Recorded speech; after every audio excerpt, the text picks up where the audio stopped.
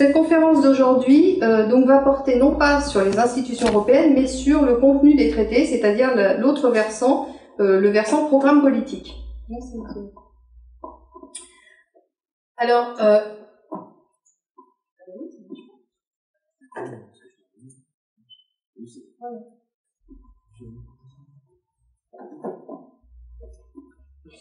Alors, un petit rappel historique pour commencer. Rappel historique de la construction européenne, alors géographiquement et théoriquement, si je puis dire, puisque tout commence en 1957, comme vous le savez, avec le traité de Rome. Les trois États, enfin les trois puissances à l'œuvre, la France, l'Allemagne et le Benelux. Ensuite, vous avez 1973, 81, 86, 95, 2004, 2007, pour arriver en 2013 à 28 États membres. Alors, d'un point de vue stratégique, après le traité de Rome, le gros changement, le changement le plus fondamental et qui est intervenu, c'est 1992, le traité de Maastricht, qui formalise le principe de la fédération, le principe d'une Union européenne fédérale. En 1999, tout le monde se souvient, la création de l'euro. En 2005, tout le monde s'en souvient également, le rejet de la Constitution européenne par le peuple au moment du référendum. Et en 2008, l'instauration du traité de Lisbonne, qui donne aujourd'hui ce que nous connaissons, le traité sur le fonctionnement de l'Union européenne et le traité de l'Union européenne. Donc deux traités sont issus du traité de Lisbonne. Alors, oui, c'est ce que je vous disais tout à l'heure. La conférence de la semaine dernière concernait les institutions. Je vous ai expliqué que les traités, c'était à la fois une constitution et un programme politique. Aujourd'hui, je ne vais pas vous faire une présentation exhaustive de tout le contenu des traités. Par exemple, je ne parlerai pas de la PAC. Mais je vais envisager avec vous les grands principes qui sont issus des traités européens, les tendances dominantes qui vont diriger, les grandes orientations qui vont diriger l'alpha et l'oméga de la vie en Union européenne.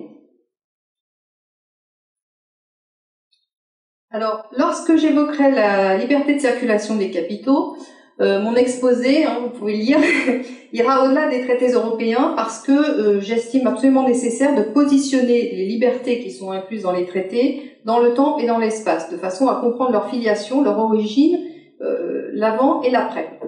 La liberté de circulation des capitaux sera également, je l'envisagerai également, du point de vue de ses conséquences, dont on ne parle pas souvent mais qui sont quand même très très importantes. Et ces conséquences, c'est l'optimisation fiscale. Donc, envisager les conséquences de la liberté de circulation des capitaux, ça va m'amener à envisager la question stratégique de l'organisation des paradis fiscaux et la lutte pour le contrôle de ces paradis et surtout des fonds qui sont drainés par ces paradis. Voilà.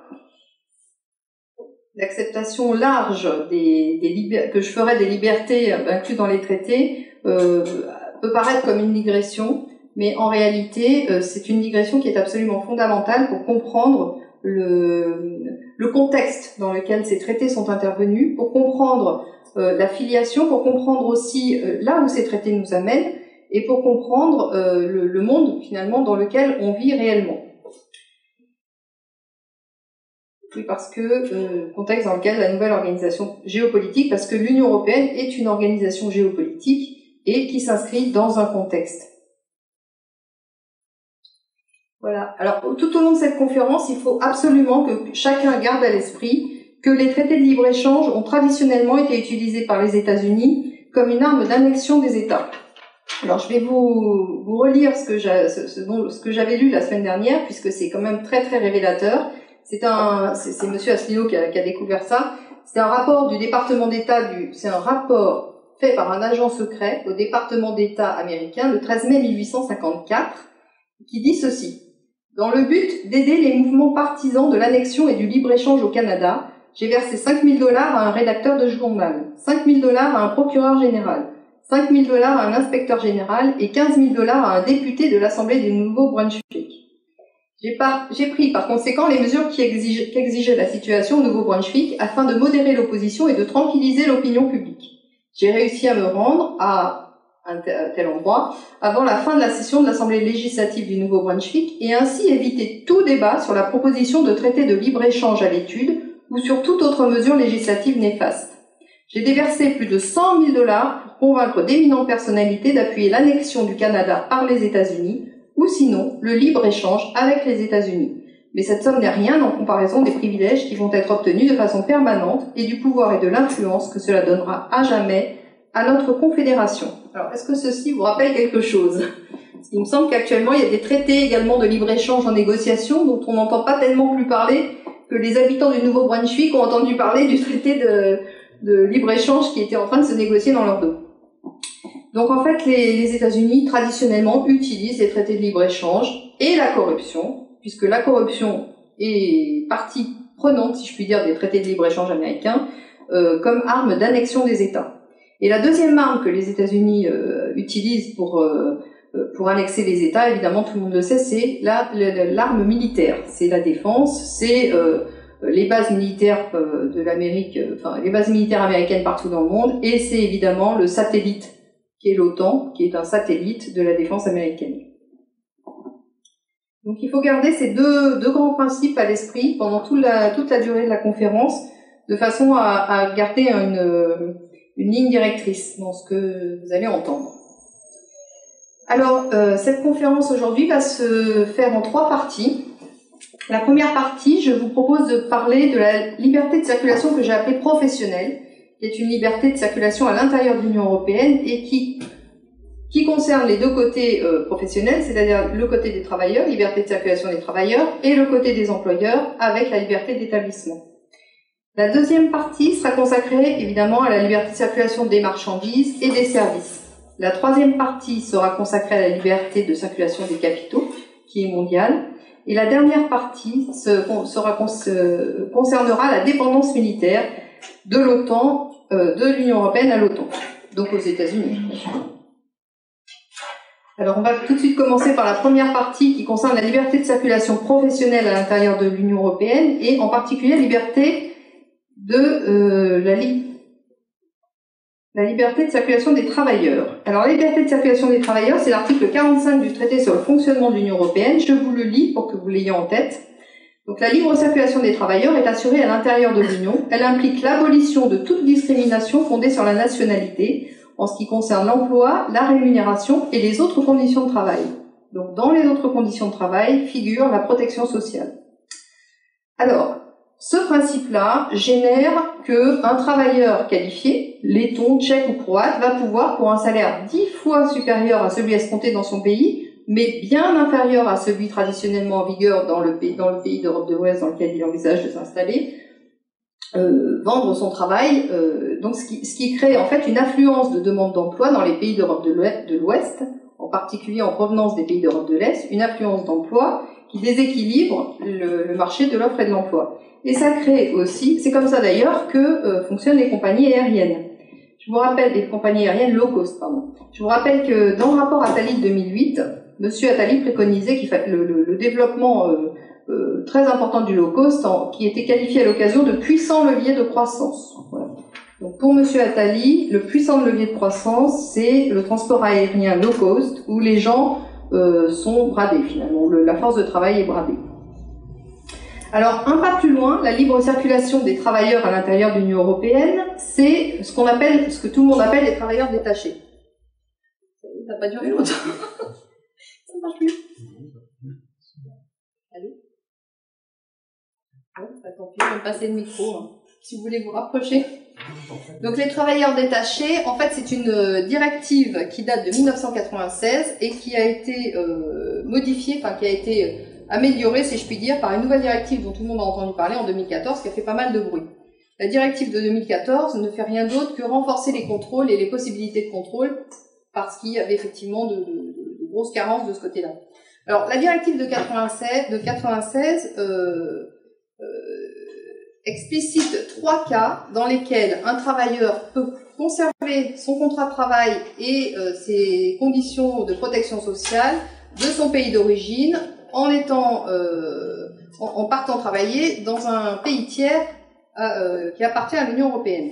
Alors, le premier cas, c'est le cas dans lequel un employeur détache un salarié vers un autre État membre pour son compte et sous sa direction dans le cadre d'un contrat de sous-traitance, par exemple.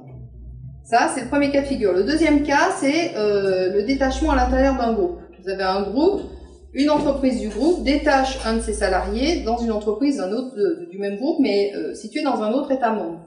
Et le troisième cas de figure, c'est l'intérim ou le bureau de placement. Là, vous avez l'intérim qui loue les services d'un travailleur à une entreprise cliente implantée dans un État tiers.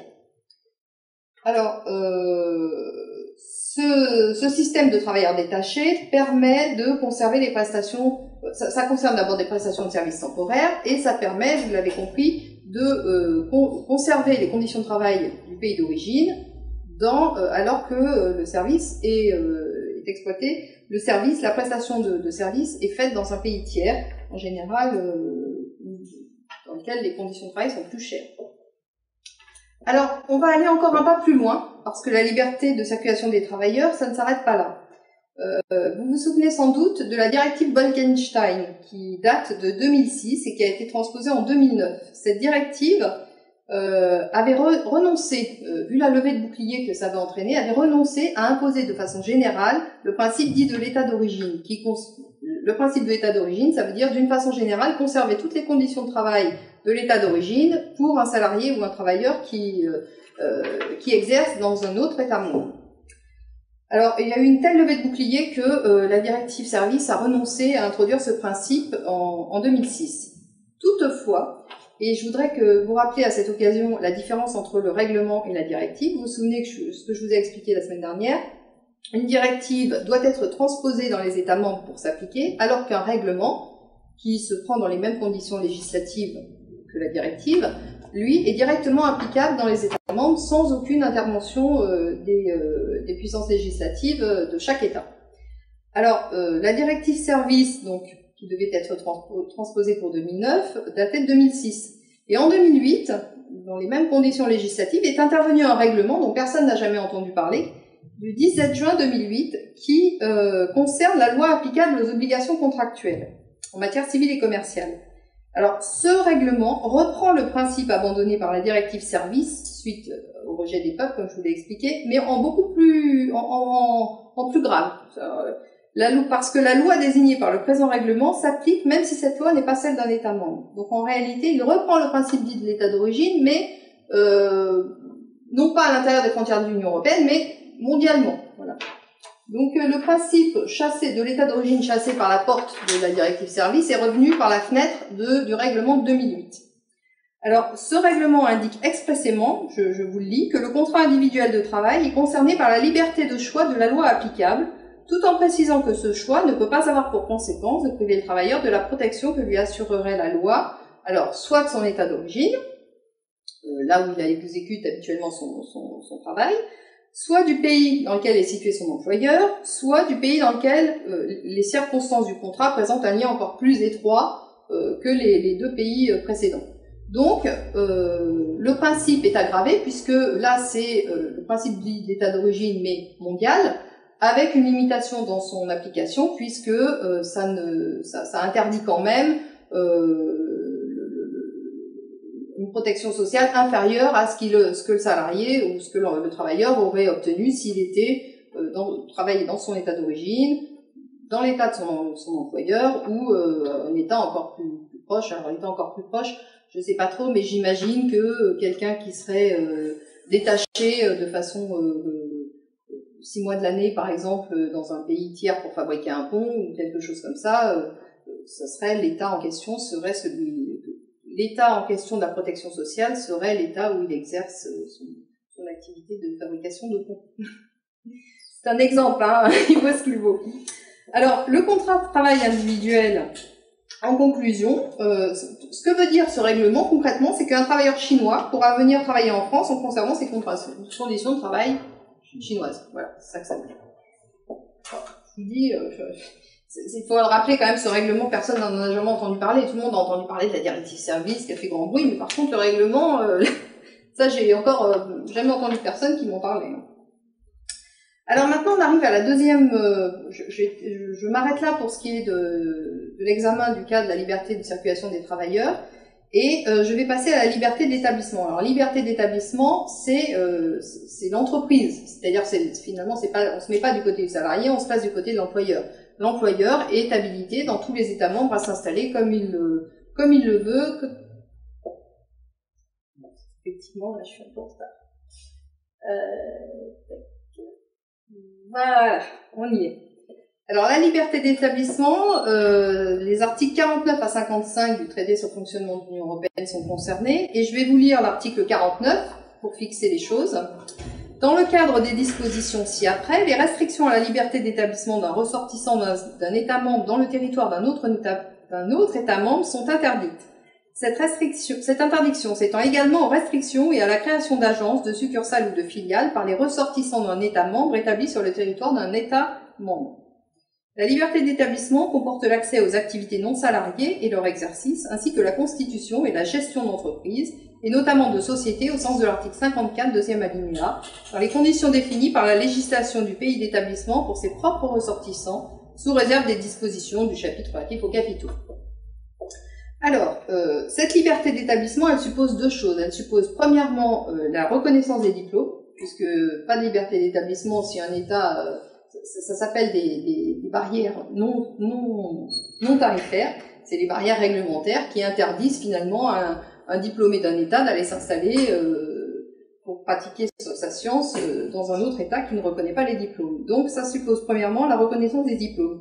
Et ça suppose également la disparition des professions réglementées. C'est pour ça que récemment, tout le monde a entendu parler des professions réglementées, il faut absolument, tout le monde se réveille, il faut absolument les supprimer, tout ça. Mais c'est dans les traités que l'interdiction est établie. Et si vous vous souvenez bien, le rapport Attali de 2008 sur la libéralisation de la croissance préconisait déjà la suppression des professions réglementées. Alors, ce rapport Attali, justement, qui date de 2008, était là pour un peu préparer le terrain, puisque ensuite vous avez eu la recommandation du Conseil ECOFIN. Alors, ça a commencé par les GOP de juin 2014, et ensuite vous avez les GOP, grandes orientations de politique économique, qui ont été confirmées par les recommandations issues du Conseil ECOFIN du 8 juillet 2014. Alors, ça c'est c'est ce qui concerne le stade Union européenne, et en France, suite à ces recommandations, en France est arrivé le rapport du corps de l'inspection des finances du 24 septembre 2014, qui confirmait la même chose, que tout d'un coup il fallait supprimer toutes les professions réglementées qui coûtaient beaucoup trop cher aux Français, qui vivaient avec depuis très longtemps, mais c'était c'était une source d'appauvrissement pour les populations. Donc, suite au rapport du corps de l'inspection des finances de septembre, vous avez le 18 novembre 2014 la présentation du projet de loi dite Macron, qui prévoit effectivement la liberté. Alors, le projet de loi Macron a évolué. Au départ, c'était la déréglementation des professions réglementées. Donc, vous avez vu, il y a eu une levée de boucliers, des grèves en tout genre, tout ça.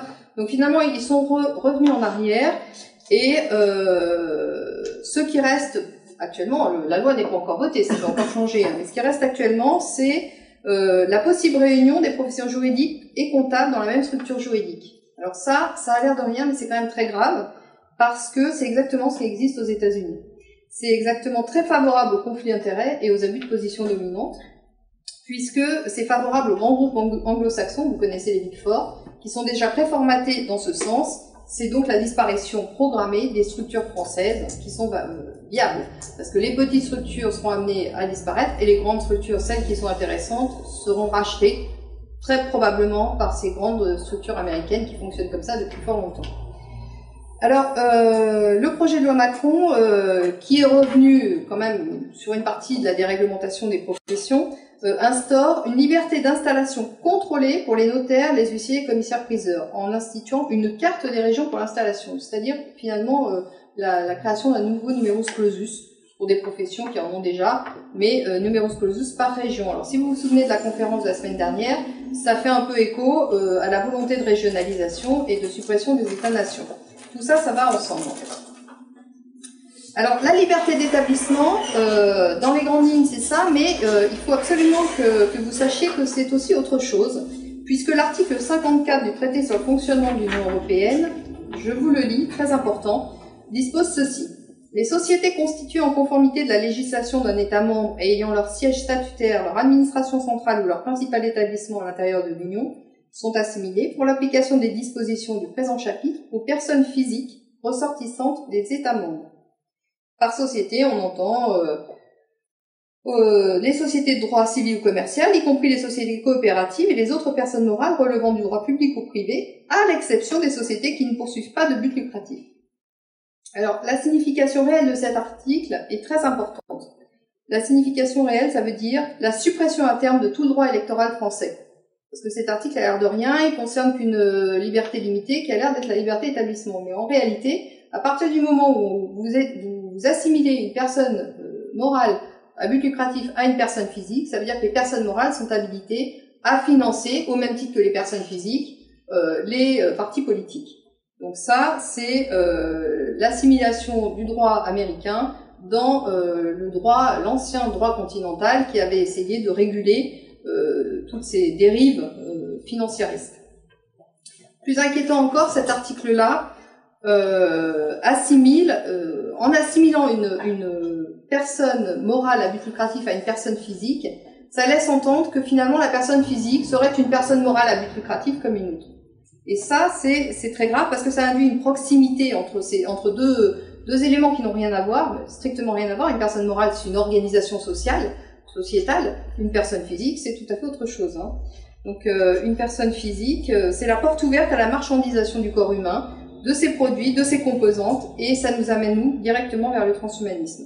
Donc cet article 54 du traité sur le fonctionnement de l'Union européenne est un article absolument scélérat qui n'a jamais été encore intégré dans le droit interne des États membres, en tout cas pas à ma connaissance, mais ça se passe très souvent comme ça en Union européenne, c'est la méthode des petits pas, vous avez les principes qui sont instaurés, ils ne sont pas mis en application.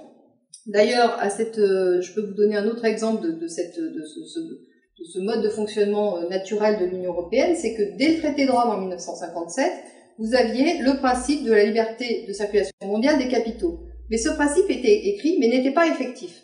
Il a fallu attendre 1988 pour que une directive Delors, je sais pas qui, Delors Lamy, remette au goût du jour ce principe, etc.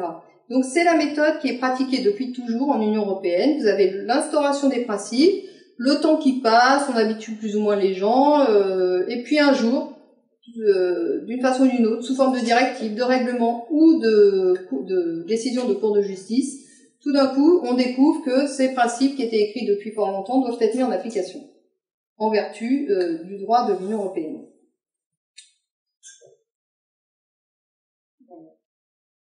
Ça, je vous l'ai déjà dit. Alors, la liberté d'établissement en acte en France, effectivement, apparemment, et sans le proclamer, le gouvernement français adosse des réformes imposées par l'Union européenne. Mais en réalité, c'est pas ça, puisque derrière l'Union européenne se cachent des acteurs politiques internes qui préparent le terrain à l'Union européenne dans les États membres. Les décisions dites communautaires ont un substrat idéologique et un soutien politique et technique au sein même des États. C'est ce que je vous ai montré tout à l'heure avec le rapport Attali, qui a précédé de plusieurs années la décision, les recommandations du Conseil ECOFIN du 8 juillet 2014.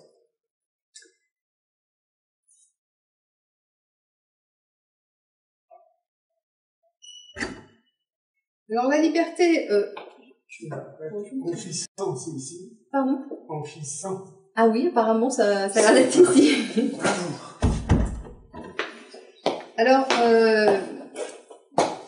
je voulais faire un parallèle qui s'impose et qui doit rester dans l'esprit des gens. De la liberté d'entreprendre à la liberté professionnelle. Et c'est vrai que c'est la longue route du mondialisme en France. Ça commence le 17 mars, la liberté professionnelle, la liberté d'entreprendre commence le 17 mars 1791 par le décret d'Allard qui a supprimé les corporations, pas au sens de la corporation puisqu'on les connaît encore aujourd'hui, mais au sens où les métiers étaient réglementés dans chaque ville par un groupe de personnes. Et aujourd'hui, le traité sur le fonctionnement de l'Union européenne va finir en quelque sorte la voie ouverte par le décret d'Allard en interdisant, non pas dans les villes, mais dans les États, la protection des professions et la réglementation voilà, la suppression des professions réglementées, rentre exactement dans le droit fil de ce décret d'Allard. Je sais que ça ne va pas plaire à certaines personnes, mais c'est quand même, il faut le reconnaître et il faut le voir, parce que c'est exactement la même logique, mais en plus grand. Et quand on aura l'instauration des différents traités transatlantiques et transpacifiques, ça sera la même chose et encore plus grand. Donc je crois qu'il faut vraiment garder à l'esprit la logique finale du processus qui est engagé aujourd'hui. On est à mi-parcours ou un peu plus du mi-parcours, mais ça va toujours dans le même sens.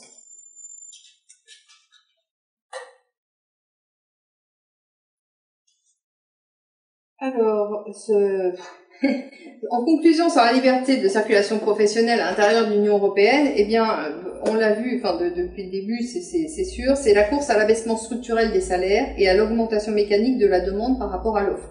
C'est la course à la moins-disance sociale. C'est même l'objectif de ces libertés, c'est ça. C'est la suppression des barrières réglementaires pour les professions réglementées, et c'est une inquiétante assimilation des personnes physiques à des personnalités morales à but lucratif. Les exigences européennes sont relayées par des réseaux oligarchiques internes à l'intérieur même des États membres, et les réformes imposées par soi-disant l'Union européenne ont été bien souvent préparées par les États membres d'ailleurs, eux-mêmes en interne, et d'ailleurs il ne faut pas quand même oublier que le pouvoir exécutif, celui qui est chargé de donner les grandes orientations à côté de celles des traités en Union européenne, c'est le Conseil européen, c'est constitué par les chefs d'État des 28 États membres. Donc rien ne peut vraiment se faire sans leur consentement. Tout ce qui va dans le sens des traités leur échappe, parce que la mise en pratique c'est pas de leur ressort, mais en revanche ils adhèrent au principe. On ne peut pas considérer que l'Union européenne soit exclusive, soit à l'extérieur des États. C'est les États eux-mêmes qui ont généré cette Union européenne, mais ils n'ont pas généré ça dans l'intérêt des populations. Alors maintenant on va passer à la liberté de circulation des marchandises et des services. C'est pour ça que je vous ai fait un petit dessin avec des transports. Alors la liberté de circulation, c'est la deuxième partie de cette conférence là d'aujourd'hui. La liberté de circulation des marchandises, c'est l'article 32 du traité sur le fonctionnement de l'Union européenne. Donc cet article 32 institue que la Commission fixe les tarifs douaniers. Alors fixe les tarifs douaniers avec trois contraintes, trois conditions. La première, c'est de promouvoir les échanges commerciaux entre les États membres et les pays tiers. Ça, c'est le premier critère. Promouvoir les échanges commerciaux entre les États membres et les pays tiers, pas entre les États membres tout seuls. Le deuxième critère, c'est il faut accroître la force compétitive des entreprises. Accroître la force compétitive des entreprises. Et le troisième, c'est veiller à assurer l'expansion de la consommation, non pas du bien-être des populations, mais l'expansion de la consommation et l'accroissement de la compétitivité. Donc, ça veut dire, on voit déjà où ça va. La traduction, c'est spoliation consentie des États qui favorise un accroissement de la consommation qui va de pair avec une perte des industries et une perte de savoir-faire. C'est ça qui est inclus dans cet article. Alors, les produits de marque française qui ont été délocalisés vont pouvoir venir se vendre, donc qui ont été fabriqués beaucoup moins cher ailleurs, vont pouvoir venir se vendre sans barrière douanière aucune dans l'état d'origine qui avait pourtant servi un peu de pépinière à ces entreprises au départ. Je pense en particulier aux entreprises automobiles françaises, l'industrie automobile qui a été longtemps abreuvée et gardée au chaud au sein de l'État pour ensuite maintenant aller se délocaliser et revendre leur production chez nous sans aucune barrière. Donc c'est la perte d'un levier qui servait à protéger les productions intérieures et c'est une prise d'indépendance des entreprises par rapport à leur état d'origine. Alors c'est ce que j'ai essayé d'expliquer, c'est que ces entreprises par rapport à leur état d'origine, quand elles avaient des parts qui appartenaient à l'État, eh bien elles ont bénéficié de subventions, des infrastructures publiques, de moyens éventuellement diplomatiques pour obtenir des contrats à l'étranger. Donc elles ont été financées une partie par le budget public, donc les contribuables en fait. Et après, une fois que elles peuvent se délocaliser, eh bien la mutualisation des efforts financiers de départ se transforme en une privatisation finalement des recettes arrivées. Elles prennent leur indépendance des États. Alors l'exemple de Peugeot, l'exemple de Renault et de PSA illustre parfaitement cette dynamique puisque on a aujourd'hui une diminution phénoménale de la production automobile en France, due d'une part à la cherté de l'euro par rapport au dollar, et d'autre part à la crise interne aux pays de l'Union européenne, provoquée par l'euro qui n'est pas adapté aux économies locales. Donc, résultat de ça, ces entreprises délocalisent leurs usines. Par exemple, on a appris le 22 mai 2014 que PSA avait délocalisé en Slovaquie sa production de C3. Alors, la deuxième partie, la deuxième sous-partie concerne non pas la libre circulation des marchandises, mais la libre circulation des services. Alors, la libre circulation des services, c'est l'article 56 du traité sur le fonctionnement de l'Union européenne, ainsi que l'article 57. Alors, vous les avez là, mais je vais vous les lire. Dans le cadre des dispositions ci-après, les restrictions à la libre prestation de services à l'intérieur de l'Union sont interdites à l'égard des ressortissants des États membres établis dans un État membre autre que celui du destinataire de la prestation. Vous voyez ici que c'est déjà une vocation mondiale, car le Parlement et le Conseil peuvent étendre cet avantage à un ressortissant d'un État tiers établi à l'intérieur de l'Union européenne. Donc une entreprise chinoise ou indienne ou n'importe quel continent sur Terre peut instituer une filiale en Union européenne qui sera considérée comme un ressortissant de l'Union européenne. Et l'article 57, les services sont les prestations fournies normalement contre rémunération. C'est des activités à caractère industriel, commercial, artisanal et les professions libérales. Alors, les États doivent se départir de leurs entreprises publiques qui empêchent la libre concurrence et par voie de conséquence la liberté de circulation des services. Les entreprises publiques doivent donc peu à peu être privatisées. Ça, c'est la première conséquence. La deuxième conséquence, la deuxième remarque, c'est que c'est ce que je disais tout à l'heure. En fait, dans les privatisations imposées par l'Union européenne, en réalité, il y a des relais d'opinion en interne dans les États membres qui font que finalement, le mouvement de privatisation est à la fois exogène puisqu'il vient de l'Union européenne et endogène puisqu'il vient aussi de l'intérieur des relais d'opinion à l'intérieur des États. Et je vous signale, par exemple, que le think tank français, l'Institut de recherche fiscale et économique, prône la privatisation de la Poste, de la SNCF, etc. Donc, effectivement, on dit que l'Union européenne impose tout ça, mais il faut quand même pas oublier que l'Union européenne a été fondée par, justement, les États membres. Et que les relais d'opinion en interne sont très forts et sont efficaces, n'est-ce pas, comme on peut constater, puisque maintenant on est embrigadé dans cette Union européenne. Alors je vais vous donner des exemples, là je vais passer assez vite, mais des exemples de privatisation d'anciens services publics en France qui ont été imposés par ces réglementations européennes. Alors par exemple, vous avez France Télécom. Alors la directive européenne date de 1997, mais les États avaient anticipé et dès 1990, l'État France Télécom quitte le giron du ministère des Postes et Télécoms pour recevoir une autonomie financière et de gestion. Voilà. En 1990, la directive date de 97, donc les États ont largement anticipé sur les tendances lourdes de l'Union européenne. En 96, France Télécom devient société anonyme, dirigée par un conseil d'administration. Le 20 octobre 97, l'État sur Lionel Jospin vend 21% des parts, soit environ un quart du capital. En septembre 2004, l'État vend encore des participations. La participation publique tombe sous la barre des 50%. En juin 2007, l'État cède encore 5%. Le 1er juillet 2013, France Télécom devient Orange. Et en octobre 2014, la participation de l'État dans Orange ne s'élève plus qu'à 25%. Pour ce qui est de la SNCF. La SNCF, il y a une directive de 1991, oui c'est ça, relative au développement de chemins de fer communautaires qui pose le principe de séparation de la gestion des infrastructures de l'activité de transport en elle-même. Et deux directives d'application de la première qui datent de 95. Donc la première directive 91, deux directives d'application en 95. Traduction en droit français. En 96, création d'un établissement public industriel et commercial, Réseau Ferré de France, pour gérer l'infrastructure, qui est propriétaire du réseau. En 97, la SNCF exploite le service des transports et la partie commerciale des gares. En 96 et 2002, entre 96 et 2002, on assiste à une régionalisation des services régionaux de voyageurs. Et le 24 juin 2014, adoption par l'Assemblée nationale d'un projet de loi visant à créer deux EPIC, deux établissements publics industriels et commerciaux, SNCF qui contrôlera SNCF Réseau et SNCF Mobilité. Alors, je vous ai parlé tout à l'heure du Conseil ECOFIN du 8 juillet 2014. Eh bien, on va le retrouver ici, puisque ce Conseil ECOFIN a trouvé que la privatisation en France de la SNCF était encore trop frileuse. Il considère que ce Conseil considère que la France n'a pas encore ouvert son marché intérieur du transport ferroviaire de passagers à la concurrence et que la nouvelle structure risque d'entraver l'accès d'autres opérateurs au réseau. Alors la France doit s'attacher, en recommandation, la France doit s'attacher à garantir l'indépendance du nouveau gestionnaire unique des infrastructures, de façon à ce qu'il ne bloque pas l'entrée de nouveaux arrivants, et à prendre des mesures pour ouvrir le marché intérieur des transports de passagers à la concurrence.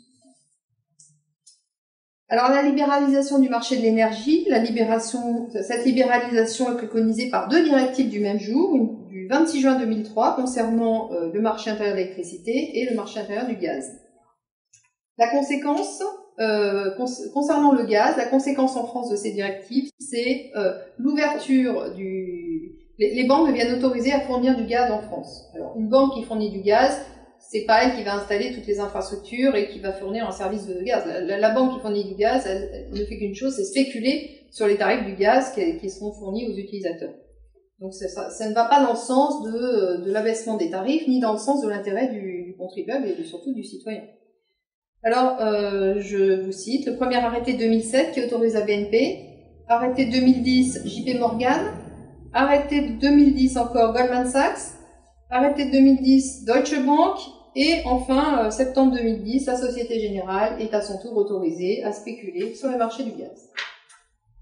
Alors, concernant non plus le gaz, mais l'électricité, puisqu'on a vu que c'était le grand marché de libéralisation de l'énergie, alors, il y a une déréglementation des services de l'électricité, une directive de 96, et en France, vous avez une loi dite NOM, N-O-M-E, Nouvelle Organisation du Marché de l'électricité, vous savez qu'on aime bien les acronymes en France, du 7 décembre 2010. Alors, un partage de la rente nucléaire entre EDF et les fournisseurs alternatifs d'électricité, partage du volume d'électricité entre les divers fournisseurs, et scission d'EDF en ERDF, 1er janvier 2008, chargé de l'acheminement de l'énergie, et EDF, chargé de la production et de la commercialisation de l'énergie. On a le même schéma que ce qui s'est passé pour la SNCF. Alors, c'est toujours pareil, on revient vers les recommandations ECOFIN du 8 juillet 2014 qui estiment que les tarifs réglementés restent trop bas pour permettre à des concurrents de s'installer. Concernant les tarifs réglementés applicables aux ménages, sont encore trop bas parce que ça interdit à des concurrents de s'installer, donc il faut revoir ça en urgence. Et il faut renforcer les interconnexions électriques et gazières avec les pays voisins. Voilà, recommandation. Augmenter les tarifs du gaz et de l'électricité pour les ménages. Alors, vous avez également une directive de 2010 qui concerne les transports intelligents. Alors, cette directive transport intelligent n'a l'air de rien, personne ne s'en occupait, jusqu'à ce qu'on entende parler des tribulations de l'écotaxe. Parce que effectivement, l'écotaxe découle directement de cette directive de 2010. Alors, vous avez tous entendu parler de l'écotaxe, les bonnets rouges, tout le monde s'est redressé contre l'écotaxe, effectivement, à juste raison. À tel point que, le 9 octobre 2014, Ségolène Royal annonce la suspension sine die de l'écotaxe. Le 25 novembre 2014, elle revient un peu en arrière en disant « La suspension du contrat avec Ecomove n'est pas la suspension de l'écotaxe, et certainement pas la suspension du principe pollueur-payeur. » Alors, vous savez que l'écotaxe avait justifié l'apparition d'une société qui s'appelait Ecomove, qui était détenue à 70% par Atlantia. C'est un nom très, très atlantiste, hein. Détenu par un groupe italien, Atlantia, c'est un groupe italien, où était également, Atlantia détenait Ecomove, et dans Ecomove, en actionnaire minoritaire, il y avait le français Thales, la SNCF, la SFR et Steria. Alors, suite à la levée de bouclier contre l'écotaxe, l'État a décidé de transformer l'écotaxe en péage transit poids lourd. Mais ce péage transit poids lourd sera fondé sur un équipement embarqué. Donc ça veut dire que le contribuable va financer l'équipement qui va le servir à fonctionner. C'est quand même assez croustillant comme imagination. D'avoir imaginé ça, c'est vraiment extraordinaire. Donc ce péage transit poids lourd, le problème c'est que va générer des recettes beaucoup moins importantes que Ecotax ne l'aurait fait, puisque vous avez une évaluation à 600 millions d'euros par an contre 1,15 milliard pour l'écotaxe. Alors, comment va être financé ce manque à gagner pour la société qui gérera le péage transit poids lourd? Eh bien, il y a deux pistes qui sont actuellement envisagées. Une augmentation du prix du gasoil, voilà. Et la deuxième piste, c'est un financement par les sociétés concessionnaires d'autoroutes. Je pense que pour le contribuable, la deuxième piste serait mieux, mais à condition que ça ne fasse pas augmenter les péages de façon trop importante. Alors, la privatisation, qu'est-ce que c'est? Eh bien, au final, c'est la fin des services publics. Parce que il ne s'agit pas de la privatisation seulement de SNCF ou d'autres, c'est la privatisation de tous les transports qui est envisagée. Fluviaux, installations portuaires, aériens, autoroutiers, mais autoroutiers, on a déjà connu ça puisque on a déjà les sociétés privées concessionnaires d'autoroutes. Et à cette occasion, je voudrais vous rappeler que un rapport de l'autorité de la concurrence a dénoncé les abus des sociétés concessionnaires d'autoroutes, à tel point qu'un rapport de décembre 2000, un rapport parlementaire a préconisé d'ici au 31 décembre 2014, donc on sait que ça n'a pas été mis en œuvre déjà, la résiliation des contrats en cours d'ici, la résiliation des contrats en cours et la renationalisation des autoroutes. Alors de toute façon, évidemment, la date limite c'était le 31 décembre 2014, on ne l'a pas vu arriver et on ne le verra jamais arriver puisque les traités européens s'opposeront toujours à des renationalisations puisque l'objectif c'est non pas d'avoir du patrimoine public pour les États, mais au contraire de liquider le patrimoine public pour privatiser. Alors, le vaste mouvement de privatisation va sonner le glas de la notion même de service public, puisque les services seront rendus à titre privé contre rémunération et non pas au nom du bien commun moyennant participation des citoyens aux charges publiques, mais évidemment, comme toujours, sans diminution corrélative de la charge d'impôt. Alors qu'a priori, vous n'avez plus de service public, vous avez moins d'impôts à payer. Et bien là, ça ne se passe jamais comme ça. Dans le monde de l'Union européenne, c'est toujours moins de services publics, mais jamais moins d'impôts. Alors, on va arriver maintenant, si vous le voulez bien, je vais vous parler, on arrive dans le dur du sujet, puisqu'il s'agit de la libre circulation, non plus des biens et des services, mais des capitaux. Alors, la libre circulation des capitaux, eh bien, c'est le point stratégique, vraiment, de la conférence d'aujourd'hui, et nécessite des explications en termes d'origine, de filiation, et de conséquences. Alors déjà, j'espère que vous avez gardé en tête la petite introduction que j'ai faite tout à l'heure en disant que je vais délayer un peu, ça va être un peu plus... concernant la liberté de circulation des capitaux, je ne vais pas me concentrer uniquement sur les traités de l'Union européenne, je vais élargir pour essayer de voir dans quel contexte ça s'inscrit, dans quel contexte de réglementaire mondial, international ça s'inscrit, pour qu'on ait des idées un peu plus claires sur toutes ces libertés. Alors, concernant la liberté de circulation des capitaux, on verra le principe, on verra ses restrictions de fait, ses conséquences, et ensuite je vais me hasarder sur le chemin, le sentier du corollaire de ce principe, qui est l'organisation des paradis fiscaux, et non pas les paradis fiscaux, parce que les paradis fiscaux ne dépendent pas de la liberté de circulation des capitaux. Ils préexistaient à cette liberté, ils ont toujours existé. Mais en revanche, vous verrez que l'organisation, que cette liberté de circulation des capitaux a induit, ou en tout cas s'est faite à un moment parallèle avec une organisation différente des paradis fiscaux. Alors, le principe de liberté de circulation des capitaux, de circulation mondiale des capitaux, c'est l'article 63 du traité sur le fonctionnement de l'Union européenne. Toutes les restrictions au mouvement de capitaux entre les États membres et les pays tiers sont interdites. Toutes les restrictions au paiement entre les États membres et entre les pays tiers sont interdites.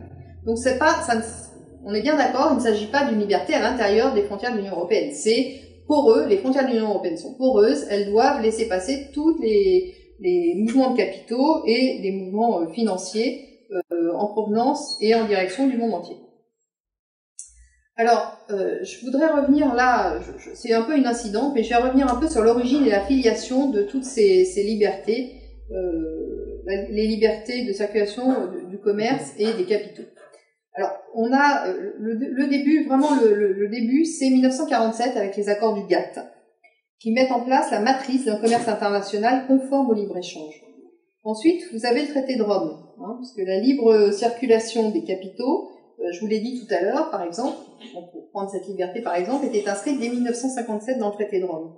Ensuite, vous avez la directive du Conseil européen dont j'ai parlé tout à l'heure, de 1988, qui est la directive Delors-Lamy, qui remet au goût du jour le principe de la liberté de circulation des capitaux. Et puis le traité de Maastricht. Ensuite, vous avez les accords de Marrakech en avril 1994 qui instituent l'OMC et l'OMC qui est chargé de mettre en œuvre finalement la libéralisation mondiale du commerce avec toutes les libertés que nous connaissons nous dans les traités européens. Les traités de libre-échange, alors là c'est très important puisque ça, là c'est le passé. Maintenant on arrive à l'actualité. L'actualité de tous ces principes, c'est les grands traités de libre-échange qui sont actuellement négociés. Alors vous avez d'un côté les traités qui sont chargés de mettre en œuvre, de mettre en place le grand marché transatlantique, et d'un autre côté les traités qui sont chargés de mettre en œuvre le grand marché transpacifique. Je vais détailler un peu le grand marché transatlantique que je connais mieux que l'autre. Mais l'autre, sachez qu'il existe, il est en négociation en même voie d'achèvement que le marché transatlantique et que c'est son frère jumeau, ce sont deux jumeaux. Alors, le grand marché transatlantique sera réalisé une fois que les traités suivants seront mis en œuvre, c'est-à-dire le TAFTA, qui est aussi appelé TTIP, le TAFTA entre l'Union européenne et les États-Unis, c'est l'équivalent de l'ALENA conclu en 1994 par les États-Unis, le Canada et le Mexique. Le CETA, qui s'appelle aussi AECG, et qui est conclu actuellement, enfin, qui est actuellement en négociation entre l'Union européenne et le Canada. Et enfin, le TISA. Le TISA, c'est un accord sur la libéralisation poussée du commerce des services, entre l'Union européenne, les USA et 21 autres États. Donc, l'Union européenne, les États-Unis et 21 autres États. Donc, une fois que ces trois traités-là seront mis en œuvre, seront appliqués, cela réalisera ce qu'on appelle le grand marché transatlantique. Donc la suite de ça, c'est prévisible. Alors je peux m'avancer, mais je pense que la marge d'erreur est très faible. Vous aurez une jonction du grand marché transatlantique avec le grand marché transpacifique.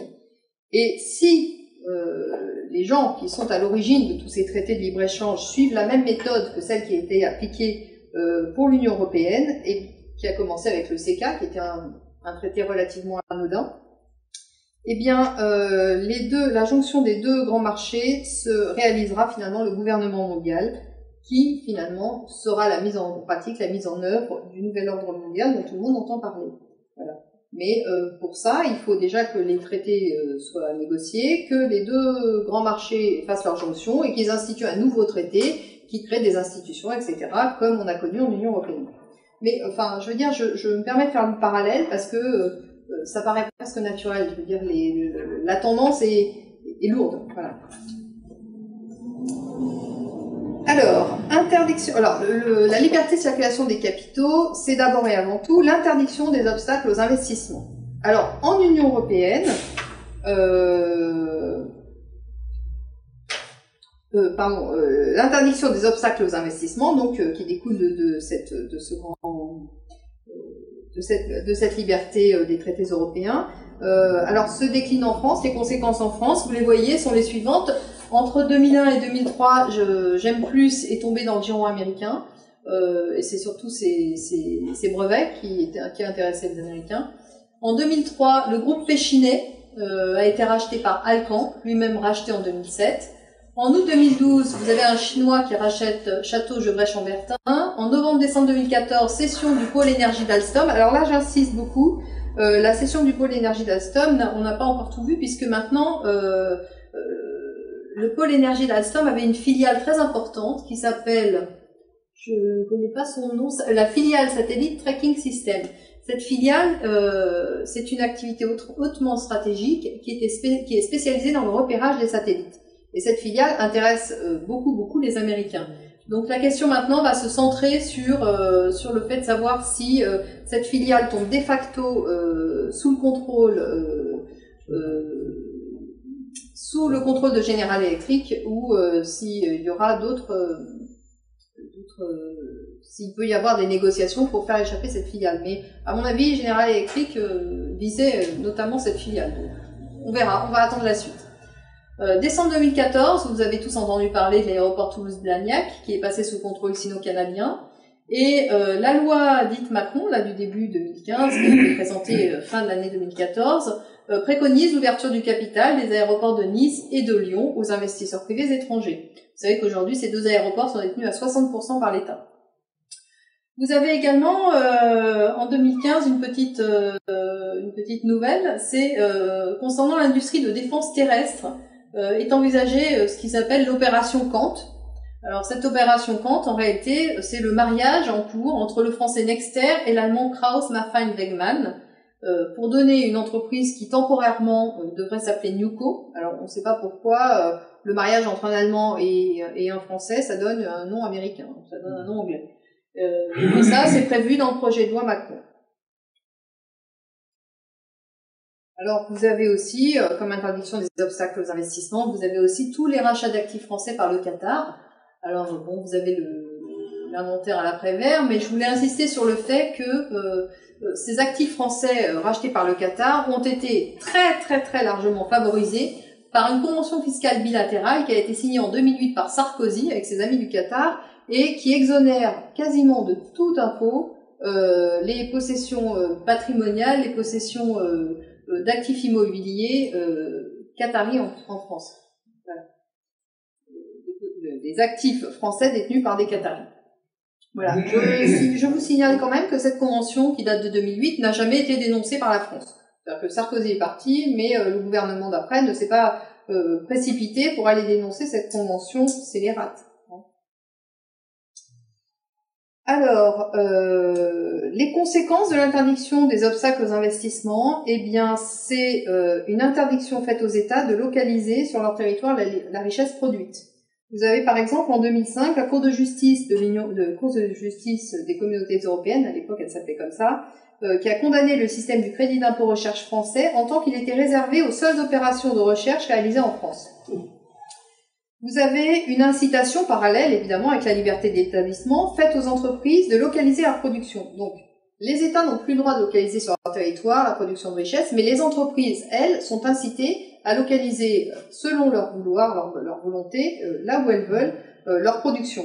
Alors, pour les groupes d'entreprises à implantation multiple, eh ben, c'est la localisation judicieuse, des fonctions, là où les États sont les plus compréhensifs au niveau fiscal, donc avec des flux intra-groupes transfrontaliers qui permettent de faire la jonction. Et pour les entreprises uniques, c'est la localisation judicieuse de leur siège social, évidemment. Alors, tout ça permet finalement une prise de contrôle du politique par les entreprises, puisque les richesses ne peuvent plus être localisées par les États, mais ce sont les entreprises qui ont la main qui décident de localiser leurs richesses là où elles veulent. Et là où elles veulent, vous avez bien tous compris que c'est là où il y a le moins d'impôts finalement, où les taxes sont les moins importantes. Donc c'est quand même une moins-disance à la baisse de toutes les protections sociales que les États avaient pu fabriquer au cours de longues décennies. Alors je voulais faire une incidente, c'est pas tout à fait en rapport, mais c'est important parce que on en a déjà entendu parler, vous allez en entendre parler à nouveau très bientôt, la protection du secret des affaires. Alors cette histoire de protection du secret des affaires, ça entre dans le cadre de la fluidification des échanges commerciaux et capitalistiques. Voilà. C'est pour faciliter les échanges de capital entre entreprises sans que personne ne mette trop son nez là-dedans. Alors la Commission européenne a présenté le 28 novembre 2013 un projet de directive sur la protection du secret des affaires. Le secret est défini comme des informations qui répondent à toutes les conditions suivantes, c'est-à-dire elles sont secrètes en ce sens que dans leur globalité ou dans la configuration et l'assemblage exact de leurs éléments, elles ne sont pas généralement connues de personnes appartenant au milieu qui s'occupent normalement du genre d'informations en question ou ne leur sont pas aisément accessibles. Deuxièmement, elles ont une valeur commerciale parce qu'elles sont secrètes. Et elles ont fait l'objet de la part de la personne qui en a licitement le contrôle de dispositions raisonnables compte tenu des circonstances destinées à les garder secrètes. Alors, je vous signale quand même qu'il y a un illustre précédent à ce secret des affaires en Union européenne. C'est quand le tribunal de l'Union européenne a autorisé Mario Draghi, à conserver secret les documents par lesquels la dette grecque a été camouflée par les bons soins de Goldman Sachs, dont Mario Draghi était alors directeur Europe, afin de permettre à ce pays d'intégrer la zone euro. Donc ça, c'est une mise en application du secret des affaires sans que la directive soit encore mise en application. Mais vous voyez, la tendance elle existait déjà.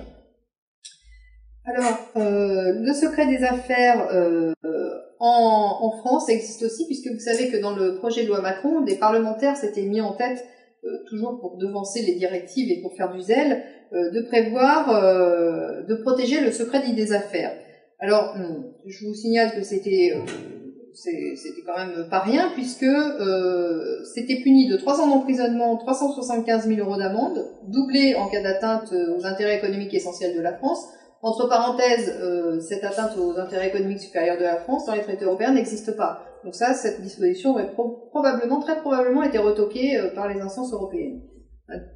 Alors, ça autorisait des procès à huis clos qui nous préparent finalement à la justice privée qu'on connaîtra à l'occasion des cours d'arbitrage du TAFTA, une fois que ces marchés seront mis en œuvre. Et ces sociétés seront même autorisées à demander la non-publication de leurs comptes annuels. Donc on est en pleine opacité, c'est absolument incroyable. Alors finalement, cet amendement est retiré puisque les médias vraiment envoyés dans les brancards se sont opposés avec force à cet amendement qui a été retiré par le gouvernement, mais qui sera rediscuté, ce n'est que partie remise, il sera rediscuté dans le cadre du projet de loi sur la protection des sources des journalistes. Mais il n'y a pas que la protection des sources des journalistes qui est en cause dans ce projet, hein. C'est aussi la conception du droit continental qui cède une fois de plus le pas par rapport à la conception du droit anglo-saxon où tout est financiarisé, où on donne une valeur patrimoniale à des actifs qui n'en sont pas finalement. C'est un pas de plus vers l'harmonisation à l'anglo-saxonne de la fonction de la façon de faire du commerce, voilà. Alors, effectivement, cette disposition du secret des affaires, c'est une disposition qui n'est pas du tout anodine, mais qui est d'ordre géopolitique. Elle s'inscrit dans les grands mouvements initiés par l'OMC, et elle impose, ce que je vous disais, une conception anglo-saxonne financiariste du droit, et elle tente à renforcer la prise de contrôle du politique par les entreprises. Alors, ça, c'était une incidente, hein, le secret du droit des affaires. Je voulais vous en parler parce que c'est quand même quelque chose de très important. Symboliquement et matériellement, ça risque de le devenir aussi, mais c'était quand même une incidente. On était, vous vous souvenez, dans l'interdiction des obstacles aux investissements. Alors, je voulais vous signaler que l'interdiction des obstacles aux investissements, c'est une donnée qui n'est pas symétrique. Parce que, par exemple, les Américains s'opposent au rachat de leurs avoirs stratégiques. La Maison-Blanche peut interdire la fusion ou l'acquisition d'une société américaine par un acteur étranger. Et il y a un organisme qui s'appelle le CIFUS qui est chargé d'analyser les dossiers pour accepter ou pas la cession d'entreprises américaines. Alors, par exemple, la compagnie pétrolière chinoise n'a pas pu racheter la société Inocal. En 2005, le groupe chinois ailleurs n'a pas pu racheter le fabricant d'électroménager Metag. Le fabricant d'électroménager, c'est pas quelque chose de stratégique pourtant, hein, et ça a été refusé. L'équipementier chinois de télécommunications Huawei n'a pas pu entrer au capital de Freecom, ni de Two-Wire, Motorola, ni racheter l'entreprise de technologie californienne Freeleaf Systems. Alors en Chine c'est pareil, un projet d'acquisition d'une entreprise chinoise ne peut être réalisé qu'une fois l'obtention de l'approbation des administrations concernées. Même si les personnes privées sont mises d'accord et ont signé les contrats. Les administrations chinoises peuvent refuser et interdire un tel rachat. Alors, concernant les interdictions des obstacles aux investissements, concernant le principe de libre circulation mondiale des capitaux, eh bien, on ne peut que constater que c'est un principe qui est général et absolu, qui est édicté comme tel, mais dans les faits, il y a des restrictions, et des restrictions qui proviennent des États-Unis d'Amérique. Puisque, à la faveur du moyen de pression que représente la menace de fermeture de leur marché aux entreprises étrangères, et sous la prétendue lutte contre la corruption, les États-Unis décrètent unilatéralement des interdictions de commercer et d'échanger, ils s'opposent à ce que les capitaux puissent circuler librement. Alors évidemment, vous avez eu des interdictions de commercer avec l'Iran, avec Cuba qui viennent d'être levées, avec le Soudan et d'autres, et vous avez l'embargo dont on entend beaucoup parler, actuellement contre la Russie, qui a été suivi, embargo américain qui a été suivi sans scrupule par les dirigeants de l'Union européenne. Alors vous avez des pans entiers de l'économie française qui sont menacés. Peugeot en 2012 et Renault en 2013 ont été interdits de continuer leurs activités en Iran. Vous avez Total en 2013 qui a subi 400 millions d'euros d'amende et qui est mis jusqu'en 2016 sous tutelle du département de la justice américaine. 400 millions. Oui, 400. J'avais dit 4 millions. Non, pardon. J'ai cru avoir dit 400. Non, 400 millions effectivement. Et qui est doté d'un surveillant en intégrité. Alors je ne sais pas si ça vous rappelle pas des périodes très sombres de l'histoire, le surveillant en intégrité qui fait partie des conseils d'administration jusqu'en 2016. Qui est un représentant du secrétariat d'État américain qui participe au conseil d'administration de la société Total. Et vous avez BNP Paribas qui, évidemment, là vous le savez aussi, vous vous en souvenez certainement, en juin 2014 a dû payer 10 milliards de dollars d'amende, infligée toujours par le département de la justice américaine, et qui a dû licencier des hauts salariés sous la menace de retrait de licences bancaires aux États-Unis. Est-ce que ça a été payé? Les 10 milliards ont été payés? Je pense qu'ils n'ont pas le choix. Il me semble que ça a été réduit à 7, mais là, j'ai pas suivi complètement jusqu'au bout, donc je pourrais pas vous... Mais oui, de toute façon, oui, il n'y a pas de moyen d'y échapper. Hein. Alors, vous avez ces restrictions-là, il y a une stratégie de la tension qui s'installe et une escalade de la guerre économique entre l'Occident et la Russie. Alors, c'est un peu une incidente, mais quand même... dans les restrictions que les États-Unis mettent à la liberté de circulation des capitaux, ça va jusqu'à une montée de la tension économique et même, étant donné que ce qui se passe en Ukraine, ça peut aller aussi bien au-delà. Alors, en juillet-septembre 2014, l'Union européenne prend, évidemment, sous la pression américaine, des sanctions contre la Russie. Le 20 octobre 2014, je ne sais pas si vous vous en souvenez, il y a eu un très suspect décès du PDG de Total après que celui-ci ait conclu avec la Russie d'importants contrats gaziers libellés en euros ou en roubles. Fin novembre 2014, vous avez Sergueï Lavrov, le ministre des Affaires étrangères russe, qui affirme que l'Occident, par le biais des sanctions imposées à la Russie, cherche à imposer un changement de régime politique en Union européenne. Donc vous voyez que ça va quand même très loin. En Russie. Oui, en Russie. Ah oui, mais décidément, hein, effectivement, vous avez compris, hein, de toute façon, là, il n'y a pas de doute. Le 13 décembre 2014, le Congrès américain autorise de nouvelles sanctions contre Moscou, et le 18 décembre 2014, l'Union européenne s'aligne en décrétant de nouvelles sanctions via la Crimée. On va voir comment tout ça se terminera. Alors, on arrive à la troisième partie de la liberté de circulation des capitaux, et là je voudrais insister sur les conséquences que cette liberté de circulation des capitaux a engendré. C'est une conséquence directe qui provient de l'instauration de cette liberté.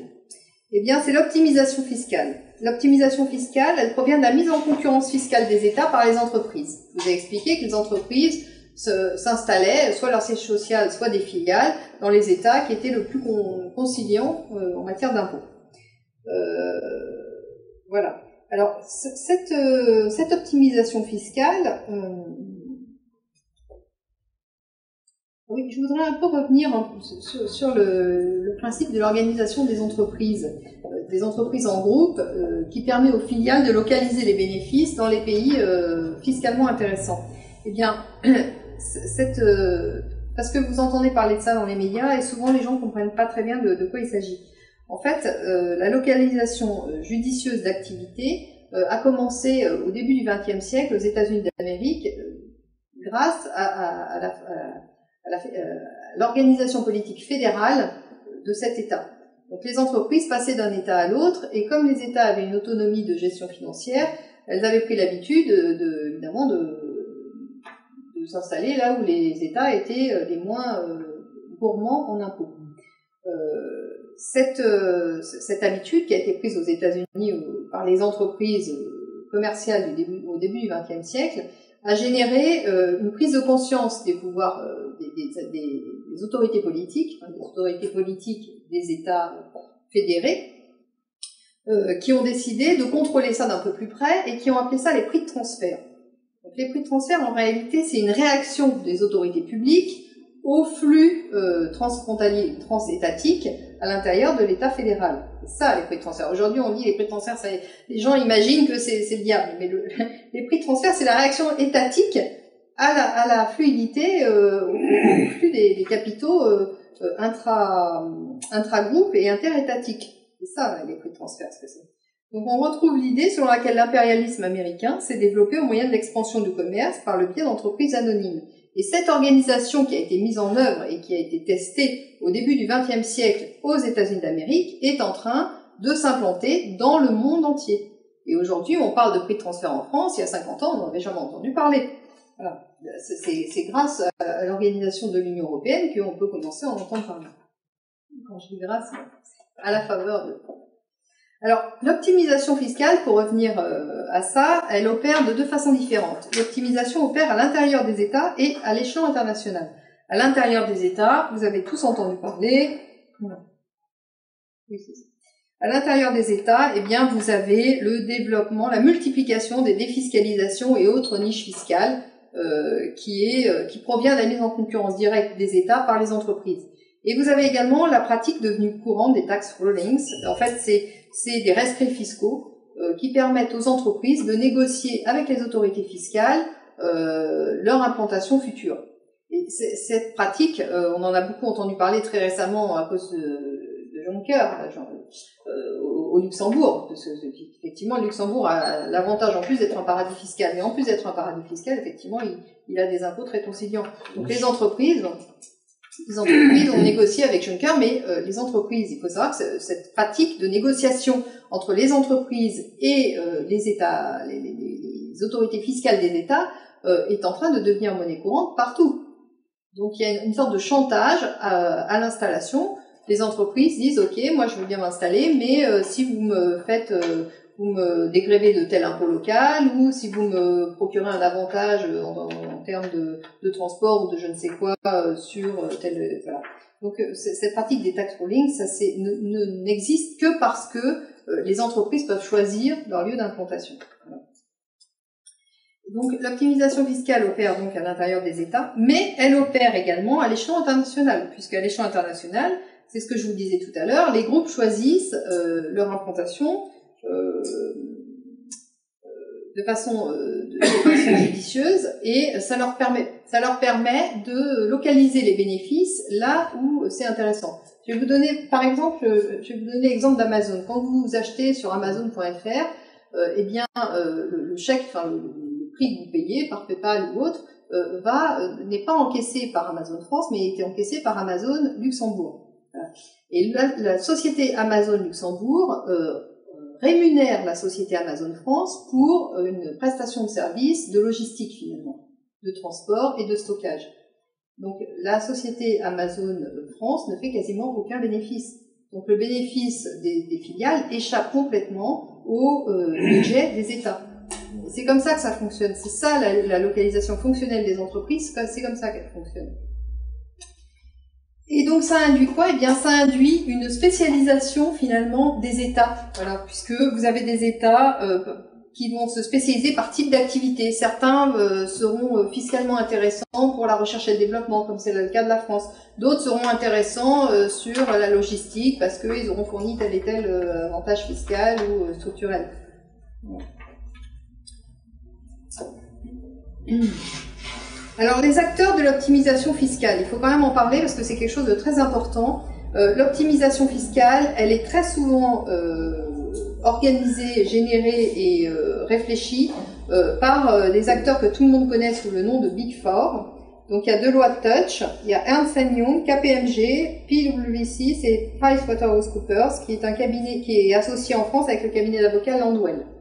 Donc ces structures, comme je vous l'ai dit tout à l'heure, sont en conflit d'intérêts structurels permanent, puisqu'elles mélangent les audits financiers, les audits comptables, conseils juridiques et fiscaux. Donc pour avoir une vision d'ensemble de l'optimisation, il faut avoir toutes ces possibilités, il faut pouvoir intervenir sur ces différents vecteurs. Mais ça crée des conflits d'intérêts en interne. Et ces structures sont suffisamment nombreuses pour pouvoir racheter toute concurrence sérieuse. Alors vous avez, en France par exemple, vous avez d'autres structures que les Big Four qui font par exemple des prix de transfert et de l'optimisation fiscale. Mais ce sont des structures qui sont de taille bien inférieure, et quand elles auront la possibilité de s'agréger, comme c'est prévu dans le projet Macron, avec des structures comptables ou des structures financières, eh bien, celles qui tiendront la route se feront racheter par les Big Four et les autres finiront par déposer le bilan, enfin, par être plus rentables. Alors, ces Big Four sont très concentrés. D'ailleurs, déjà, ils œuvrent sur le territoire mondial, ils sont partout. Et deuxièmement, ils sont très concentrés, ce qui facilite leur contrôle politique. Et la chose qu'il faut vraiment savoir, c'est que ces Big Four, c'est eux qui font les lois en vigueur dans les paradis fiscaux.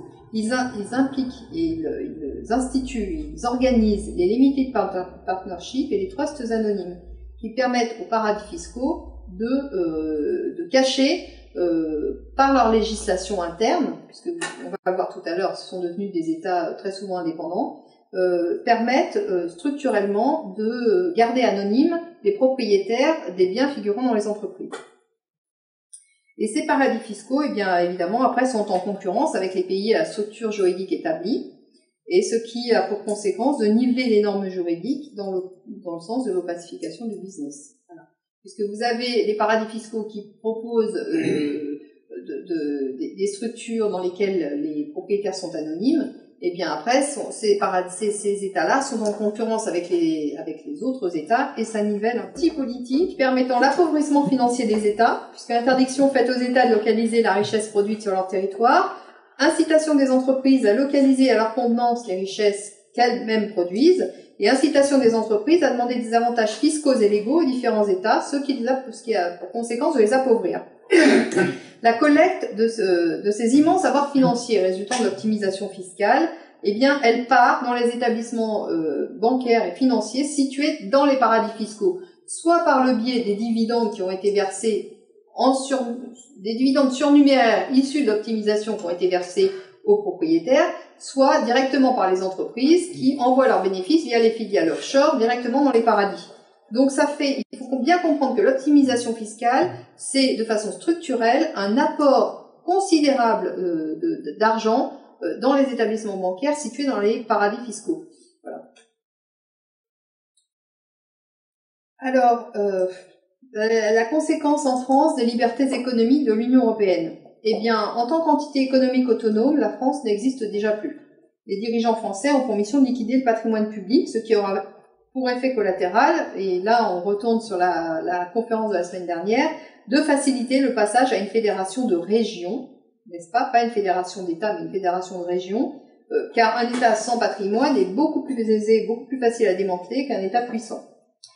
La France, État-nation, est vouée à disparaître selon les vœux de la plutocratie. Alors la plutocratie, ça paraît être un grand mot comme ça, mais c'est simplement un système politique dans lequel le pouvoir est dévolu aux détenteurs de la richesse. Et c'est exactement ce que nous connaissons en Union européenne.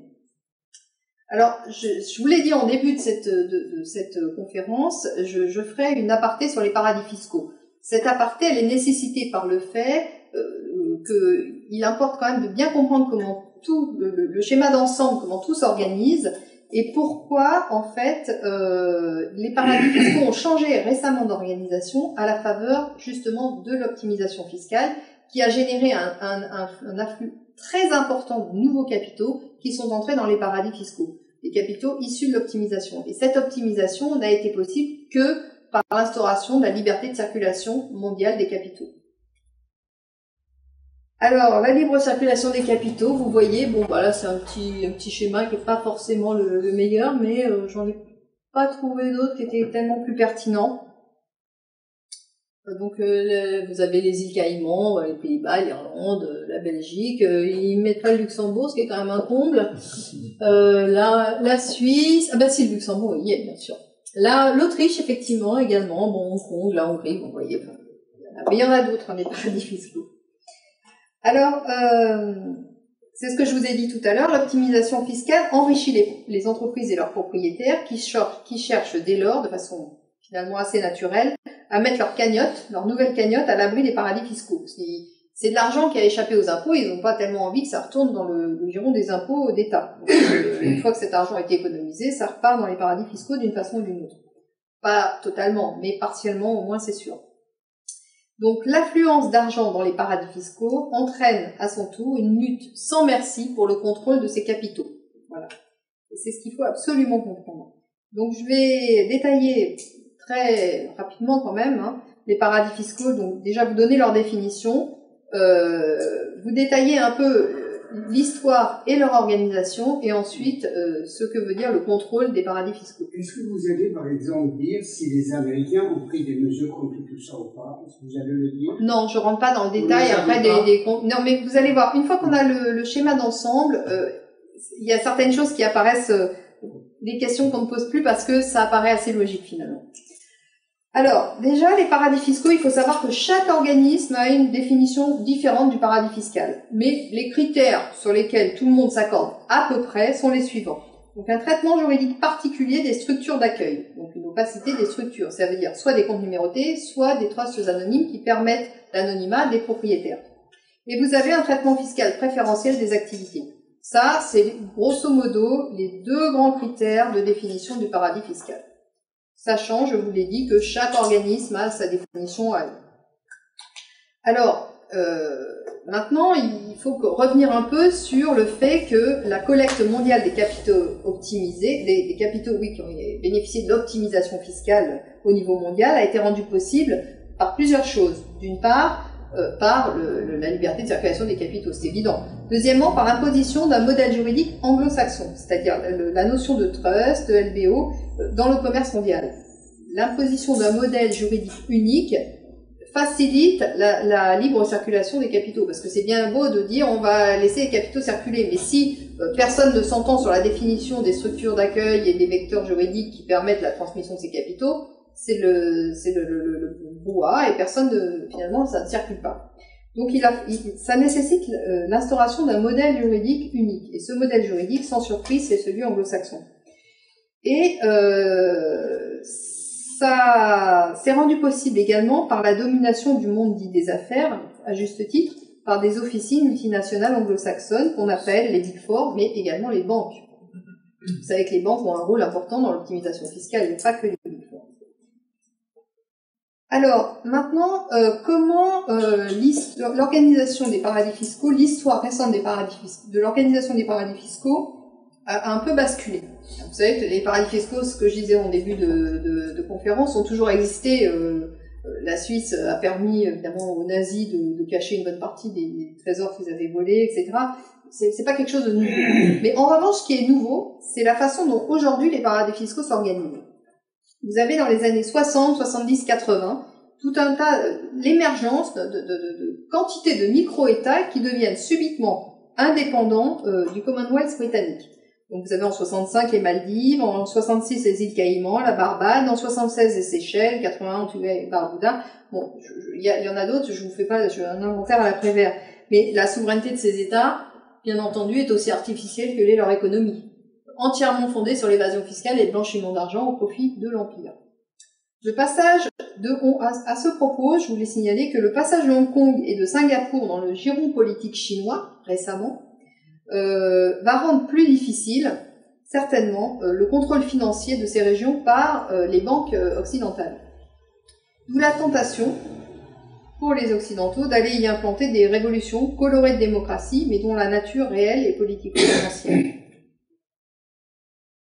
Alors, les paradis fiscaux, sous domination des banques anglo-saxonnes, prennent peu à peu le pas sur les paradis fiscaux traditionnels qui n'étaient pas organisés en réseau et qui étaient géographiquement limités à un État ou un autre, mais qu'il n'y avait pas de corrélation entre les banques travaillant dans cet État, gérant l'argent du paradis dans cet État et d'autres États ailleurs. Mais récemment, avec l'organisation de tous ces micro-États qui sont devenus indépendants, eh bien, les paradis fiscaux se sont organisés en réseau, fondés non plus sur le secret des comptes bancaires, mais fondés sur l'opacité des propriétaires des fonds. Paradis fiscaux sous la domination. Oui, voilà. Donc les paradis fiscaux qui sont sous la domination des banques anglo-saxonnes sous forme de trust prennent le pas sur les paradis fiscaux traditionnels qui ne sont pas organisés en réseau et qui étaient fondés sur le secret des comptes bancaires.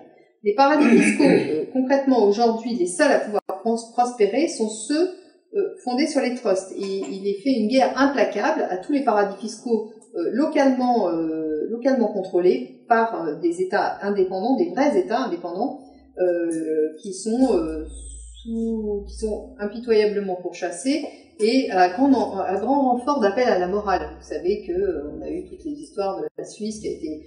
Bon, je reviens pas sur tout ça. Alors, Alors, qui sont les garants de cette nouvelle... Comment cette nouvelle affectation des fonds dans les paradis fiscaux est vraiment possible? Eh bien, ça va peut-être vous surprendre, mais en réalité, c'est l'OCDE, avec son modèle d'échange d'informations, qui rend possible tout ça. Pourquoi? Parce que sous prétexte de lutter contre sous prétexte de lutter contre les paradis fiscaux et l'évasion fiscale, eh bien, l'OCDE a organisé un modèle d'échange d'informations entre les États membres, mais le problème, c'est que ce modèle d'échange d'informations n'impose pas aux États... Ce modèle d'échange d'informations n'impose pas aux États de modifier leur structure juridique formelle. C'est-à-dire que dans tous les petits États subitement indépendants du Commonwealth britannique qu'on a vu tout à l'heure, eh bien, ces États sont structurellement organisés en disant nous, on reconnaît le trust anonyme. Eh bien, les conventions des modèles d'échange d'informations générés par l'OCDE implique que les États acceptent d'échanger des informations, mais n'implique pas que ces États modifient leur structure juridique intérieure. Donc ça veut dire que ça met, de facto, ça empêche la lutte contre les paradis fiscaux, puisque les petits États vont dire d'accord, moi je veux bien vous donner toutes les infos que vous voulez, mais malheureusement je ne peux pas vous donner l'information concernant les propriétaires de ce trust Intel, qui est un trust anonyme, et donc je n'ai pas l'information. Je ne l'ai pas, l'information, je ne peux pas vous la donner, et il n'est pas question que je change ma structure juridique intérieure pour vous la donner. Et je vous l'ai dit tout à l'heure, dans les paradis fiscaux, qui est-ce qui organise la loi? Eh bien, ce sont les Big Four. Donc vous voyez comment les choses s'enchaînent. En réalité, le modèle d'échange d'informations et la lutte apparente contre les paradis fiscaux actuellement menée par toutes les conventions bilatérales ou multilatérales d'échange automatique d'informations, se heurte de façon définitive et rédhibitoire à l'organisation juridique interne de ces paradis fiscaux qui reconnaissent les trusts anonymes. Voilà. Donc tant qu'on reconnaîtra, tant que des pays, des micro-États ou n'importe quelle structure d'ordre public dans le monde reconnaîtra le trust anonyme et la possibilité de cacher les propriétaires des détenteurs du patrimoine, capital, il n'y aura jamais de lutte contre les paradis fiscaux. C'est une lutte d'apparence, mais c'est une lutte qui ne peut pas aboutir. C'est une lutte qui est structurellement faite pour ne pas exister. Voilà. Sauf, par exemple, si les Anglais le veulent. Ah bah, c'est pas les Anglais, là, c'est plutôt les Américains, je pense, qui sont à la manœuvre. Oui, les Big Four, ouais, c'est plutôt les Américains.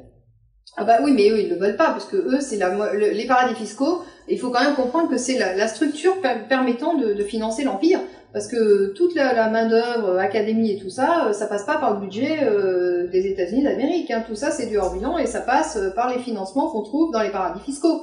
Il faut quand même comprendre que la structure financière profonde d'un empire, elle est fondée. Il faut que l'argent sorte de quelque part et ça peut pas être comme c'est de l'argent qui est amené à financer des choses qui sont pas forcément avouables, ça peut pas passer par les parlements nationaux, tout ça. Les paradis fiscaux sont partie intégrante de l'organisation mondiale voulue par l'Empire américain actuel. Et tant qu'on n'aura pas compris ça, on ne comprend pas ce qu'est la lutte contre les paradis fiscaux. La lutte contre les paradis fiscaux, c'est une lutte de façade. C'est une lutte qui ne pourra jamais aboutir puisqu'on autorise de façon légale les propriétaires de capitaux à rester anonymes. Alors, oui, vous savez, je voulais insister, les conventions fiscales d'échange automatique d'informations qui sont bilatérales ou multilatérales sont toutes formatées sur le modèle proposé par l'OCDE. Alors,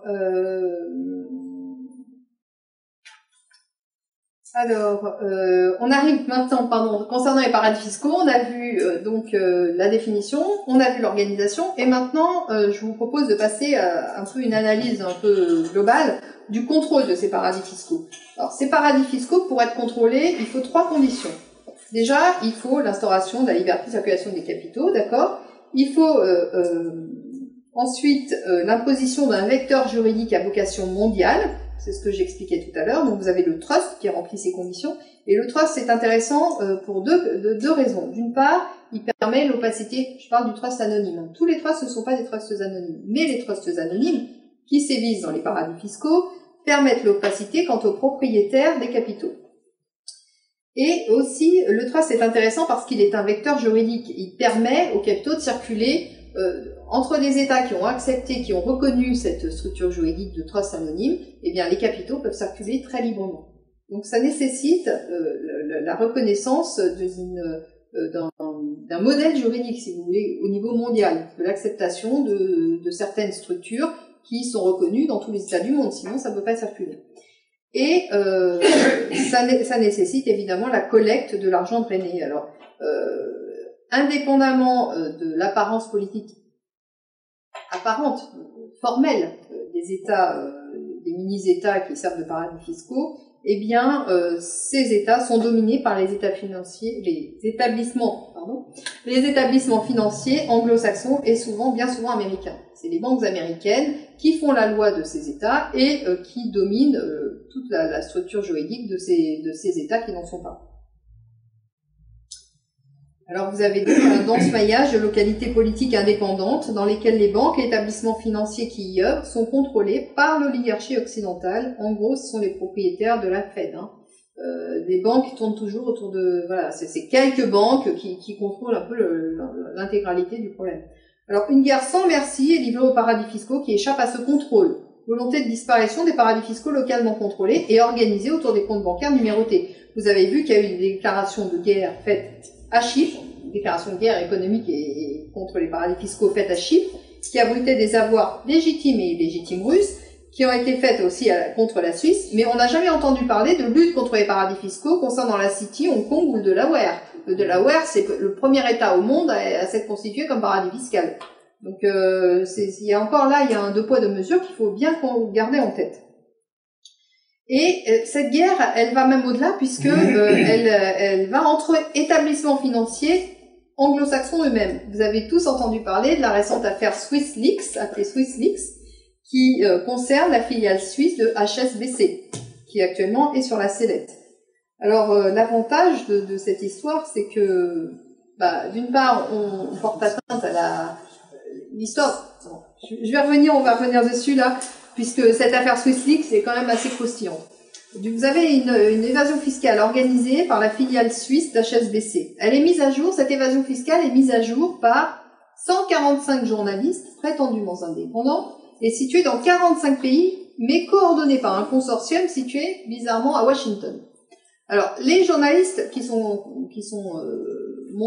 considérés comme indépendants sont les journalistes du Monde, du Süddeutsche Zeitung, enfin de grands médias qu'on a l'habitude de considérer comme les médias mainstream. Alors, si les journalistes du Monde sont indépendants, moi je suis bonne sœur. Franchement, bon alors, cette ICIJ, ce consortium situé à Washington, était déjà à l'origine des fameuses Offshore Leaks de 2013, qui ont contraint la Suisse et le Luxembourg à abandonner le système des comptes numérotés. Parce que vous savez que le Luxembourg, il avait une double casquette.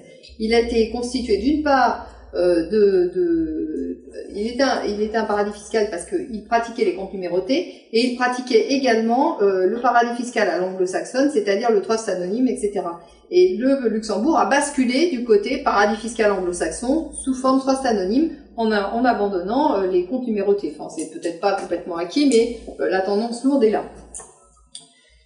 Alors, cette histoire de SwissLeaks, c'est très très probablement, je m'avance un peu, mais la marge de manœuvre est très faible, la marge d'erreur possible est très faible, s'inscrit très très probablement dans une guerre pour le contrôle des fonds placés dans les paradis fiscaux.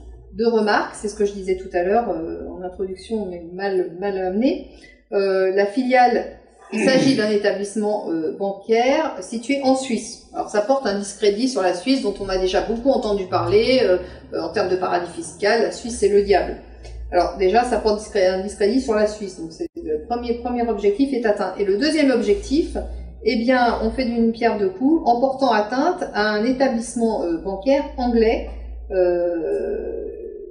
Non seulement on porte atteinte au crédit de la Suisse, mais en plus à un établissement bancaire anglais qui est susceptible de faire concurrence aux grandes banques américaines. Alors, je voulais quand même vous signaler que HSBC, c'est quand même pas n'importe quoi, c'est pas n'importe quelle banque, parce que c'est une banque qui s'est construite sur le commerce des drogues dures, de l'opium, et qui a permis à l'opium, vous savez, qui venait d'Inde via la Chine, qui venait via l'Inde, qui partait de l'Inde et qui arrivait en Chine, et qui a permis le renforcement de l'Empire britannique au même temps que l'affaiblissement corrélatif de la Chine. Les guerres de l'opium, tout le monde a à peu près en tête ce que c'était. Voilà, donc HSBC, c'est quand même pas... Bon, si HSBC disparaissait de la surface de la Terre, on manquera personne. Hein. Mais enfin, je veux dire que même considérant que HSBC a fait des choses épouvantables, ça ne justifie pas que tout d'un coup, toute la lutte contre les paradis fiscaux se focalise sur HSBC.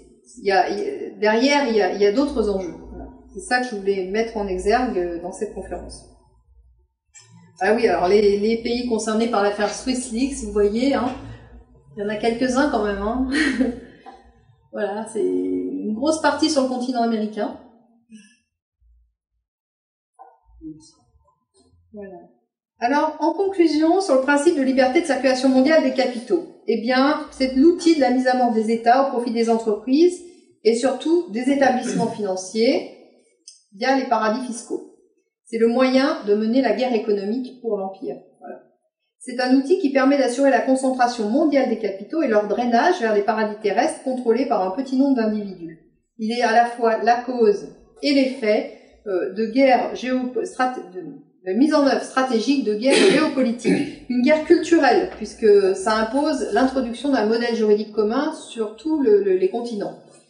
Une guerre politique, puisque ça justifie la mise en place de localités et de grands blocs géopolitiques, dûment contrôlés et dominés, et c'est aussi une guerre militaire, puisque la phase finale est réservée à ceux qui ne veulent pas se soumettre aux deux attaques précédentes, c'est-à-dire la guerre.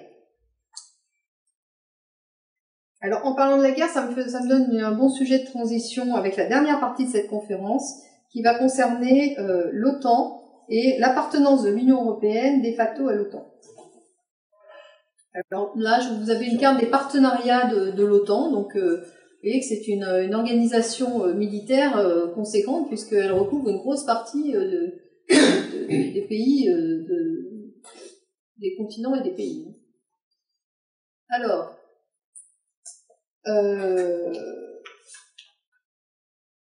la défense de l'Union européenne est subordonnée à l'OTAN par l'article 42, alinéa 2 du traité de sur l'Union européenne. Donc, tout le monde sait que l'OTAN est sous contrôle américain. Donc par voie de conséquence, l'OTAN a inventé le concept de guerre pour compte d'autrui.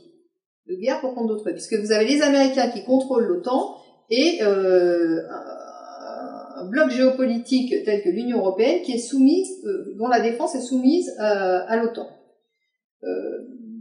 Les États de l'Union européenne financent par leur adhésion au traité de l'Atlantique Nord les guerres américaines par le biais de l'OTAN. Alors, c'est la dépendance de l'Union européenne à l'OTAN qui explique pourquoi la Turquie devrait entrer dans l'Union européenne et non pas la Russie, par exemple. Pourquoi la Turquie aurait plus de légitimité à rentrer dans l'Union que la Turquie. Oui. Pourquoi la Turquie aurait plus de légitimité à rentrer dans l'Union que la Russie? Et bien, c'est justement en raison de cette appartenance à l'OTAN. Donc l'Union européenne et l'OTAN, ce sont les deux versions civiles et militaires de la même médaille de domination américaine. Alors en France, je voulais retenir sur ce qui s'est passé en France par rapport à l'OTAN. Donc vous avez l'ancien président de la République Sarkozy qui a décidé de réintégrer la France dans le commandement intégré de l'OTAN. Alors cette décision, qui va à l'encontre d'une décision qu'avait prise Charles de Gaulle en sens inverse, je crois dans 1966, dites-moi si je me trompe, je crois que c'est 1966, de Gaulle qui n'en pouvait plus de voir des bases militaires partout sur le territoire français et qui n'avait pas de marge décisionnelle tactique, qui n'avait pas le contrôle de son armée, a décidé en 66 de retirer la France du commandement intégré de l'OTAN. En 2008, Nicolas Sarkozy a fait marche arrière en prenant la décision exactement inverse. Donc la réintégration de la France dans le commandement militaire intégré de l'OTAN a été annoncée par Sarkozy au Congrès de Washington le 7 novembre 2007. Donc les Américains ont été au courant avant nous. L'Assemblée nationale a été favorable en 2008 à cette décision et favorable le 17 mars 2009 à un vote de confiance favorable au gouvernement. Donc on a enterré la France, oui, enterré la défense française, mais entériné le retour de la France dans le commandement intégré. Voilà.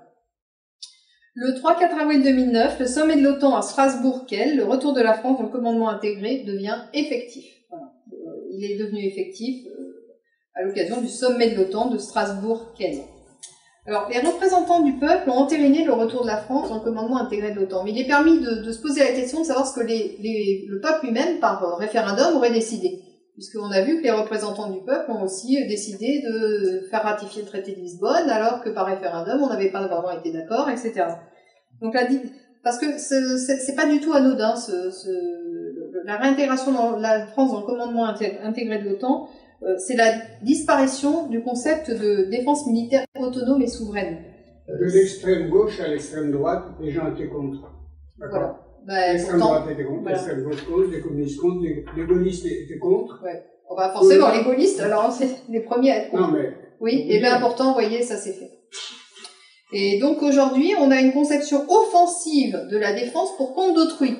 C'est-à-dire que on a des ambitions en matière militaire très importantes, mais non pas pour l'intérêt du peuple français, mais pour compte d'autrui, pour l'intérêt des Américains. Et surtout de l'oligarchie qui est derrière.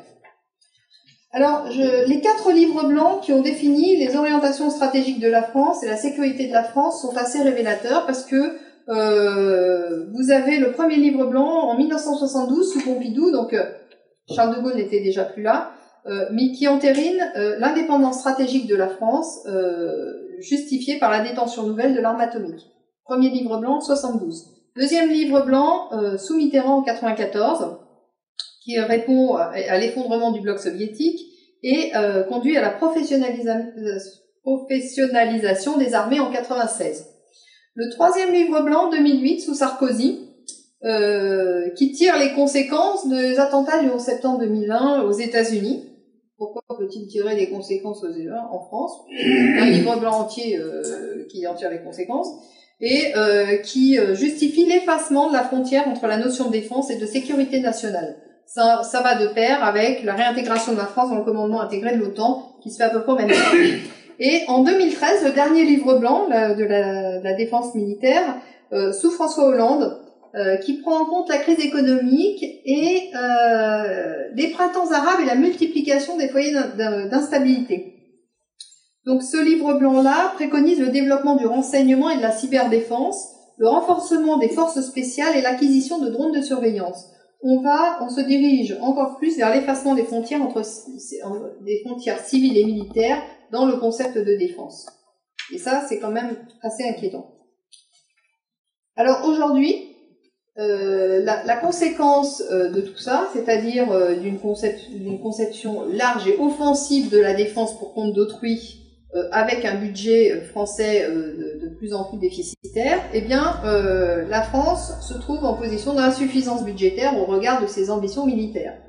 54 000 postes supprimés entre 2009 et 2015, perte des moyens pour la maintenance du matériel, insuffisante capacité en termes d'avions ravitailleurs, de drones, du niveau des stocks de munitions.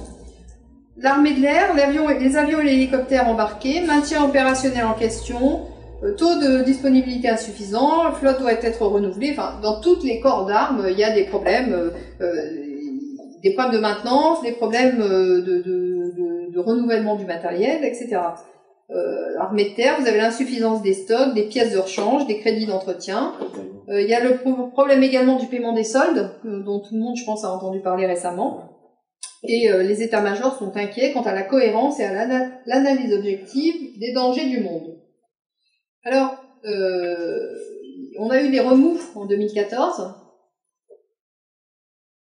Oui, mais j'ai pas, non, mais je l'ai pas marqué, j'ai pas fait de slide. On a eu des remous en 2014 puisque Bercy voulait la réduction du budget de la défense. Elle réclamait une réduction de 50 milliards d'euros du budget de la défense. Alors, vous avez eu une réaction des 4 chefs d'état-major, ce qui est quand même unique, presque unique dans l'histoire. Hein. Les armées réunies, terre, air et marine. Le 22 mai 2014, ont menacé de démissionner. Les 4 chefs d'état-major des armées ont menacé de démissionner en mai 2014. Les grands patrons de l'armement mettent en garde l'Élysée concernant les effets sur l'emploi de nouvelles coupes budgétaires. Et les 2 présidents de commission de la défense de l'Assemblée nationale et du Sénat ont expliqué à l'Élysée que les armées étaient au bord de la rupture. La réduction de 50 milliards, c'est sur un budget de combien? Ah oui, eh ben je sais pas, je l'ai pas noté. Je l'ai pas noté, mais bon, c'est facile à retrouver ça. Hein. Oui, pour avoir un ordre de grandeur, vous avez raison, j'aurais dû. Oui, c'est vrai, j'aurais dû le faire parce que effectivement, ça donne des repères, mais je l'ai pas noté. Ils ont seulement menacé de démissionner. Ils ont menacé de démissionner, ouais. C'est jamais arrivé dans l'histoire, hein. Enfin, c'est une première, c'est un truc incroyable. C'est quand même fou, moi ça me dit rien cette histoire, où est-ce que cette information on peut la trouver Eh ben écoutez, moi j'ai l'opinion, LOPINION tout attaché, .fr, blog, secret défense, best budget, voilà. C'est récent, mais vous tapez sur internet, des menaces d'émission, chef d'état-major, ça va sortir. Hein. Mon argument, ouais. c'est le pire. Ah bah non, les grands médias ne parlent jamais de rien. Ah bah non. Faut surtout pas qu'on s'inquiète, mais je vous l'ai lu au début, hein. Il faut surtout pas qu'on s'inquiète. Alors, en conséquence, eh bien, l'État est revenu, n'a pas appliqué sa réduction de 50 milliards d'euros parce que ça a fait une telle levée de bouclier qu'ils sont revenus en arrière. Mais il y a d'autres subterfuges qui ont été envisagés, et en particulier la vente des biens militaires de la marine. Vous savez que ça suit la prise en location, la location. Oui, la prise en leasing des véhicules automobiles de l'armée de terre. Voilà, les véhicules de l'armée de terre, pareil, ont déjà été vendus. Mais là, il s'agit des biens militaires de la marine. Alors, ces biens militaires, on envisage de les vendre à des entreprises ad hoc qui seront partiellement privées et éventuellement ouverts à des investisseurs étrangers. Et ensuite, l'État les reprendront en location-vente. On vend le patrimoine pour après prendre en location-vente et générer des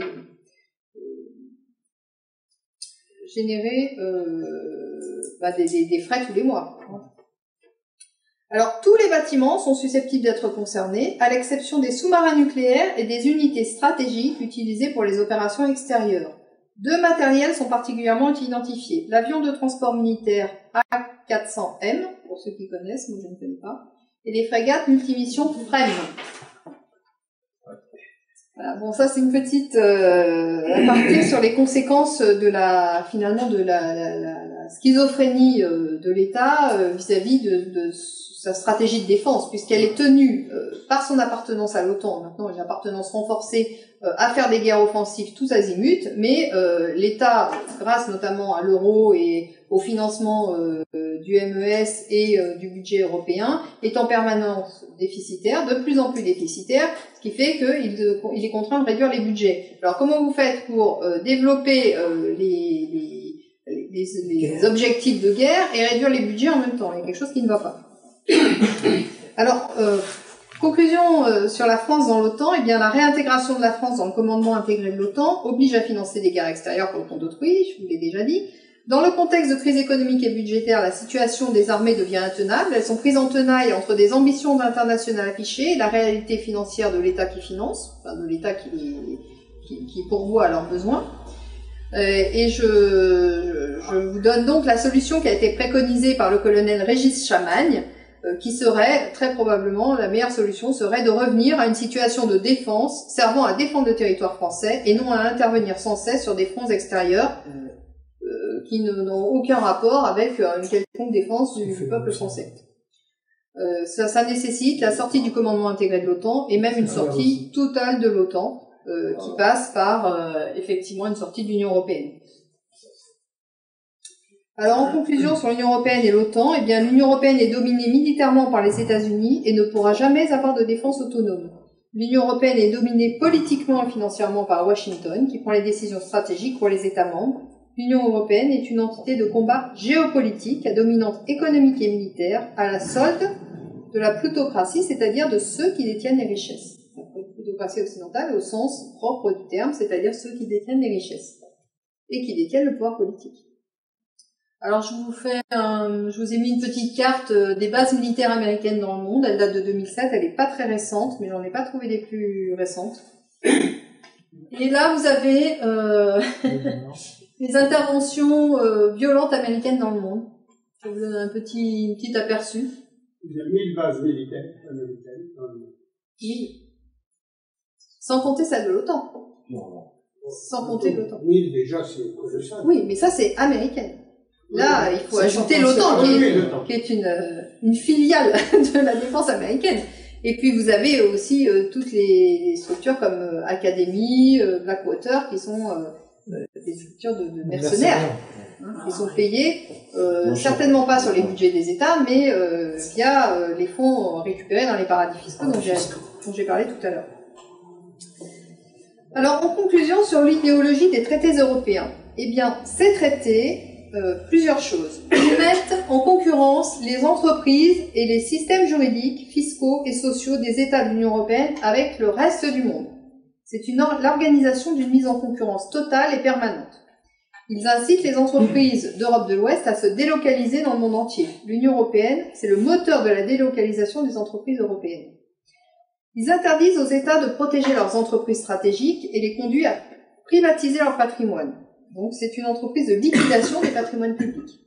Et ils interdisent aux États de localiser la richesse produite, ce qui génère une prise d'indépendance des entreprises par rapport aux États, puisque ce ne sont plus les États qui localisent chez eux la richesse produite, mais ce sont les entreprises qui décident de localiser la richesse produite à tel ou tel endroit du monde. Alors, le programme politique inclus dans les traités européens, eh bien, c'est un sabotage économique et social consenti des pays d'Europe de l'Ouest, et en particulier de la France, qui n'est pas sans rappeler Le choix de la défaite, qui est un livre écrit par Annie Lacroix-Rice et que je vous recommande, puisque ça explique les arrières, ça explique le fond stratégique mis en œuvre par les élites françaises depuis très longtemps. Ça permet en France le démantèlement méthodique des acquis sociaux du CNR, bien sûr, conformément aux vœux de Denis Kessler, que Denis Kessler prononçait en 2007, je ne sais pas si vous vous en souvenez, mais il appelait au démantèlement des acquis du CNR. Et ça permet d'une façon générale le démantèlement des États-nations et du bien commun au profit d'entreprises privées. C'était maoïste et plus Kessler, dialogue des élèves. Plus la maoïste. Ah, c'est un maoïste? Ah, ça, je ne savais pas. Ouais, Kessler, maoïste? Ah ouais. Je croyais qu'il était ultra-libéral, moi. C'est un maoïste, quand il était jeune, il a fait 68. C'est un président de la commission. Ah ouais, il était Barroso. Oui, ça, oui, oui, lui, je sais, Barroso. Mais par contre, Kessler, je savais pas qu'il était maoïste. Alors là, première nouvelle, hein. Alors, sur les traités européens, en conclusion sur leur forme, les traités européens sont centrés sur des biens matériels et des processus de fonctionnement. Ils ne sont pas consacrés au bien-être de la vie en commun, mais à l'organisation de processus de fonctionnement et de domination. L'humain n'est pas au centre des traités. La personne humaine est même assimilée à une entreprise commerciale à but lucratif. Sur le fond, les traités européens, c'est un système politique similaire au système monarchique d'Ancien Régime qui organise des féodalités non pas militaires, mais des féodalités économiques. C'est une conception commerciale et marchande du monde qui est propre à la civilisation anglo-saxonne. L'humain y est réifié. Réification, c'est un processus par lequel on transforme quelque chose de mouvant, de dynamique, en quelque chose de statique, de fixe. C'est une organisation sociale centrée sur la concentration des capitaux, par la mise en concurrence systématique qu'elle génère, et c'est un outil de domination géopolitique aux mains des Américains. Vous allez... J'en ai déjà parlé, mais les traités de libre-échange ont toujours été, je vous l'ai lu en début de conférence, ont toujours été utilisés comme des instruments de domination par les Américains. Et l'autre instrument de domination, c'est effectivement les forces armées. Donc là, assujettissement de la défense de l'Union européenne à l'OTAN. La vie en société, selon le prisme de l'Union européenne, c'est organiser la concentration extrême des capitaux et mettre en œuvre un rapport de force géopolitique de façon à contraindre les États, les grands pays comme la Chine ou la Russie, à plier à la domination anglo-saxonne. Les négociations actuelles par la Commission des différents traités de libre-échange, dont je vous ai parlé tout à l'heure, dotées d'une clause dite de règlement des différends afin de protéger les investissements, sont dans la logique à la fois des accords de Marrakech instituant l'OMC et de l'Union européenne, dont la vocation est ab initio mondiale. Ces traités de libre-échange cristalliseront, lorsqu'ils seront adoptés, la fin du pouvoir du peuple à disposer d'eux-mêmes et à s'organiser en sociétés politiques et civiles indépendantes. Alors, les perspectives du grand marché transatlantique et la suite. Je vous ai déjà évoqué ça à l'occasion tout à l'heure de divers développements. L'événement du grand marché transatlantique a vocation à fusionner avec le grand marché transpacifique, qui sera le point d'orgue du processus de domination américaine, puisque vous voyez que géographiquement, les États-Unis se trouveront au centre institutionnel du monde, du commerce mondial. Ces deux grands marchés qui sont actuellement en négociation sont de formidables outils de pression géopolitique pour formater l'ensemble des règles du commerce mondial sur le modèle du gouvernement d'entreprise américain. Et la fusion des deux grands marchés ouvrira la voie, conformément à ce qui s'est passé pour l'Union européenne, où je vous l'ai évoqué tout à l'heure, qui a commencé par un traité anodin, qui paraissait anodin, qui était la CECA, et qui s'est diffusé jusqu'à envahir les États membres, en créant des institutions. Et bien là, on risque d'avoir la même chose avec la création. Une fois que ces deux grands marchés seront formalisés, on aura très certainement de nouveaux traités qui créeront des institutions mondiales, et nous verrons donc se réaliser le fameux nouvel ordre mondial avec un gouvernement mondial. La philosophie politique de l'Union européenne, eh bien, le peuple européen n'existe pas. L'Union européenne est fondée sur une fiction, c'est une sorte de tour de Babel de gens qui n'ont pas du tout les mêmes référentiels, ni politiques, ni économiques, ni juridiques, ni sociaux, ni culturels, ni rien. L'Union européenne, qui a une vocation ab initio internationale, est un élément du processus de domination géopolitique initié par le gouvernement américain. L'Union européenne est, comme les États-Unis d'Amérique, dominée par la plutocratie occidentale. Les lobbies font la loi à l'intérieur de l'Union européenne, et les traités de libre-échange actuellement négociés par la Commission sont d'origine américaine, mais surtout au bénéfice des multinationales et des grandes banques. La France a perdu sa souveraineté financière, politique, économique, militaire et bientôt son intégrité territoriale. Elle n'est plus ni une république ni une démocratie. Ça, je vous l'ai bien détaillé dans la conférence de la semaine dernière. Techniquement, la France n'existe plus aujourd'hui. Seuls les experts politiques et économiques du mensonge universel font croire aux Français qu'ils existent encore en tant qu'entité politique. Si les Français veulent récupérer un avenir collectif, je vous laisse deviner ce qu'il leur reste à faire. Eh bien, sortir de l'Union européenne, effectivement, mais également vaincre en interne la plutocratie prédatrice qui a mené la France là où elle est aujourd'hui. Parce que nous ne sommes pas arrivés par hasard dans des institutions engluantes comme celle de l'Union européenne. Voilà. Voilà l'état des lieux.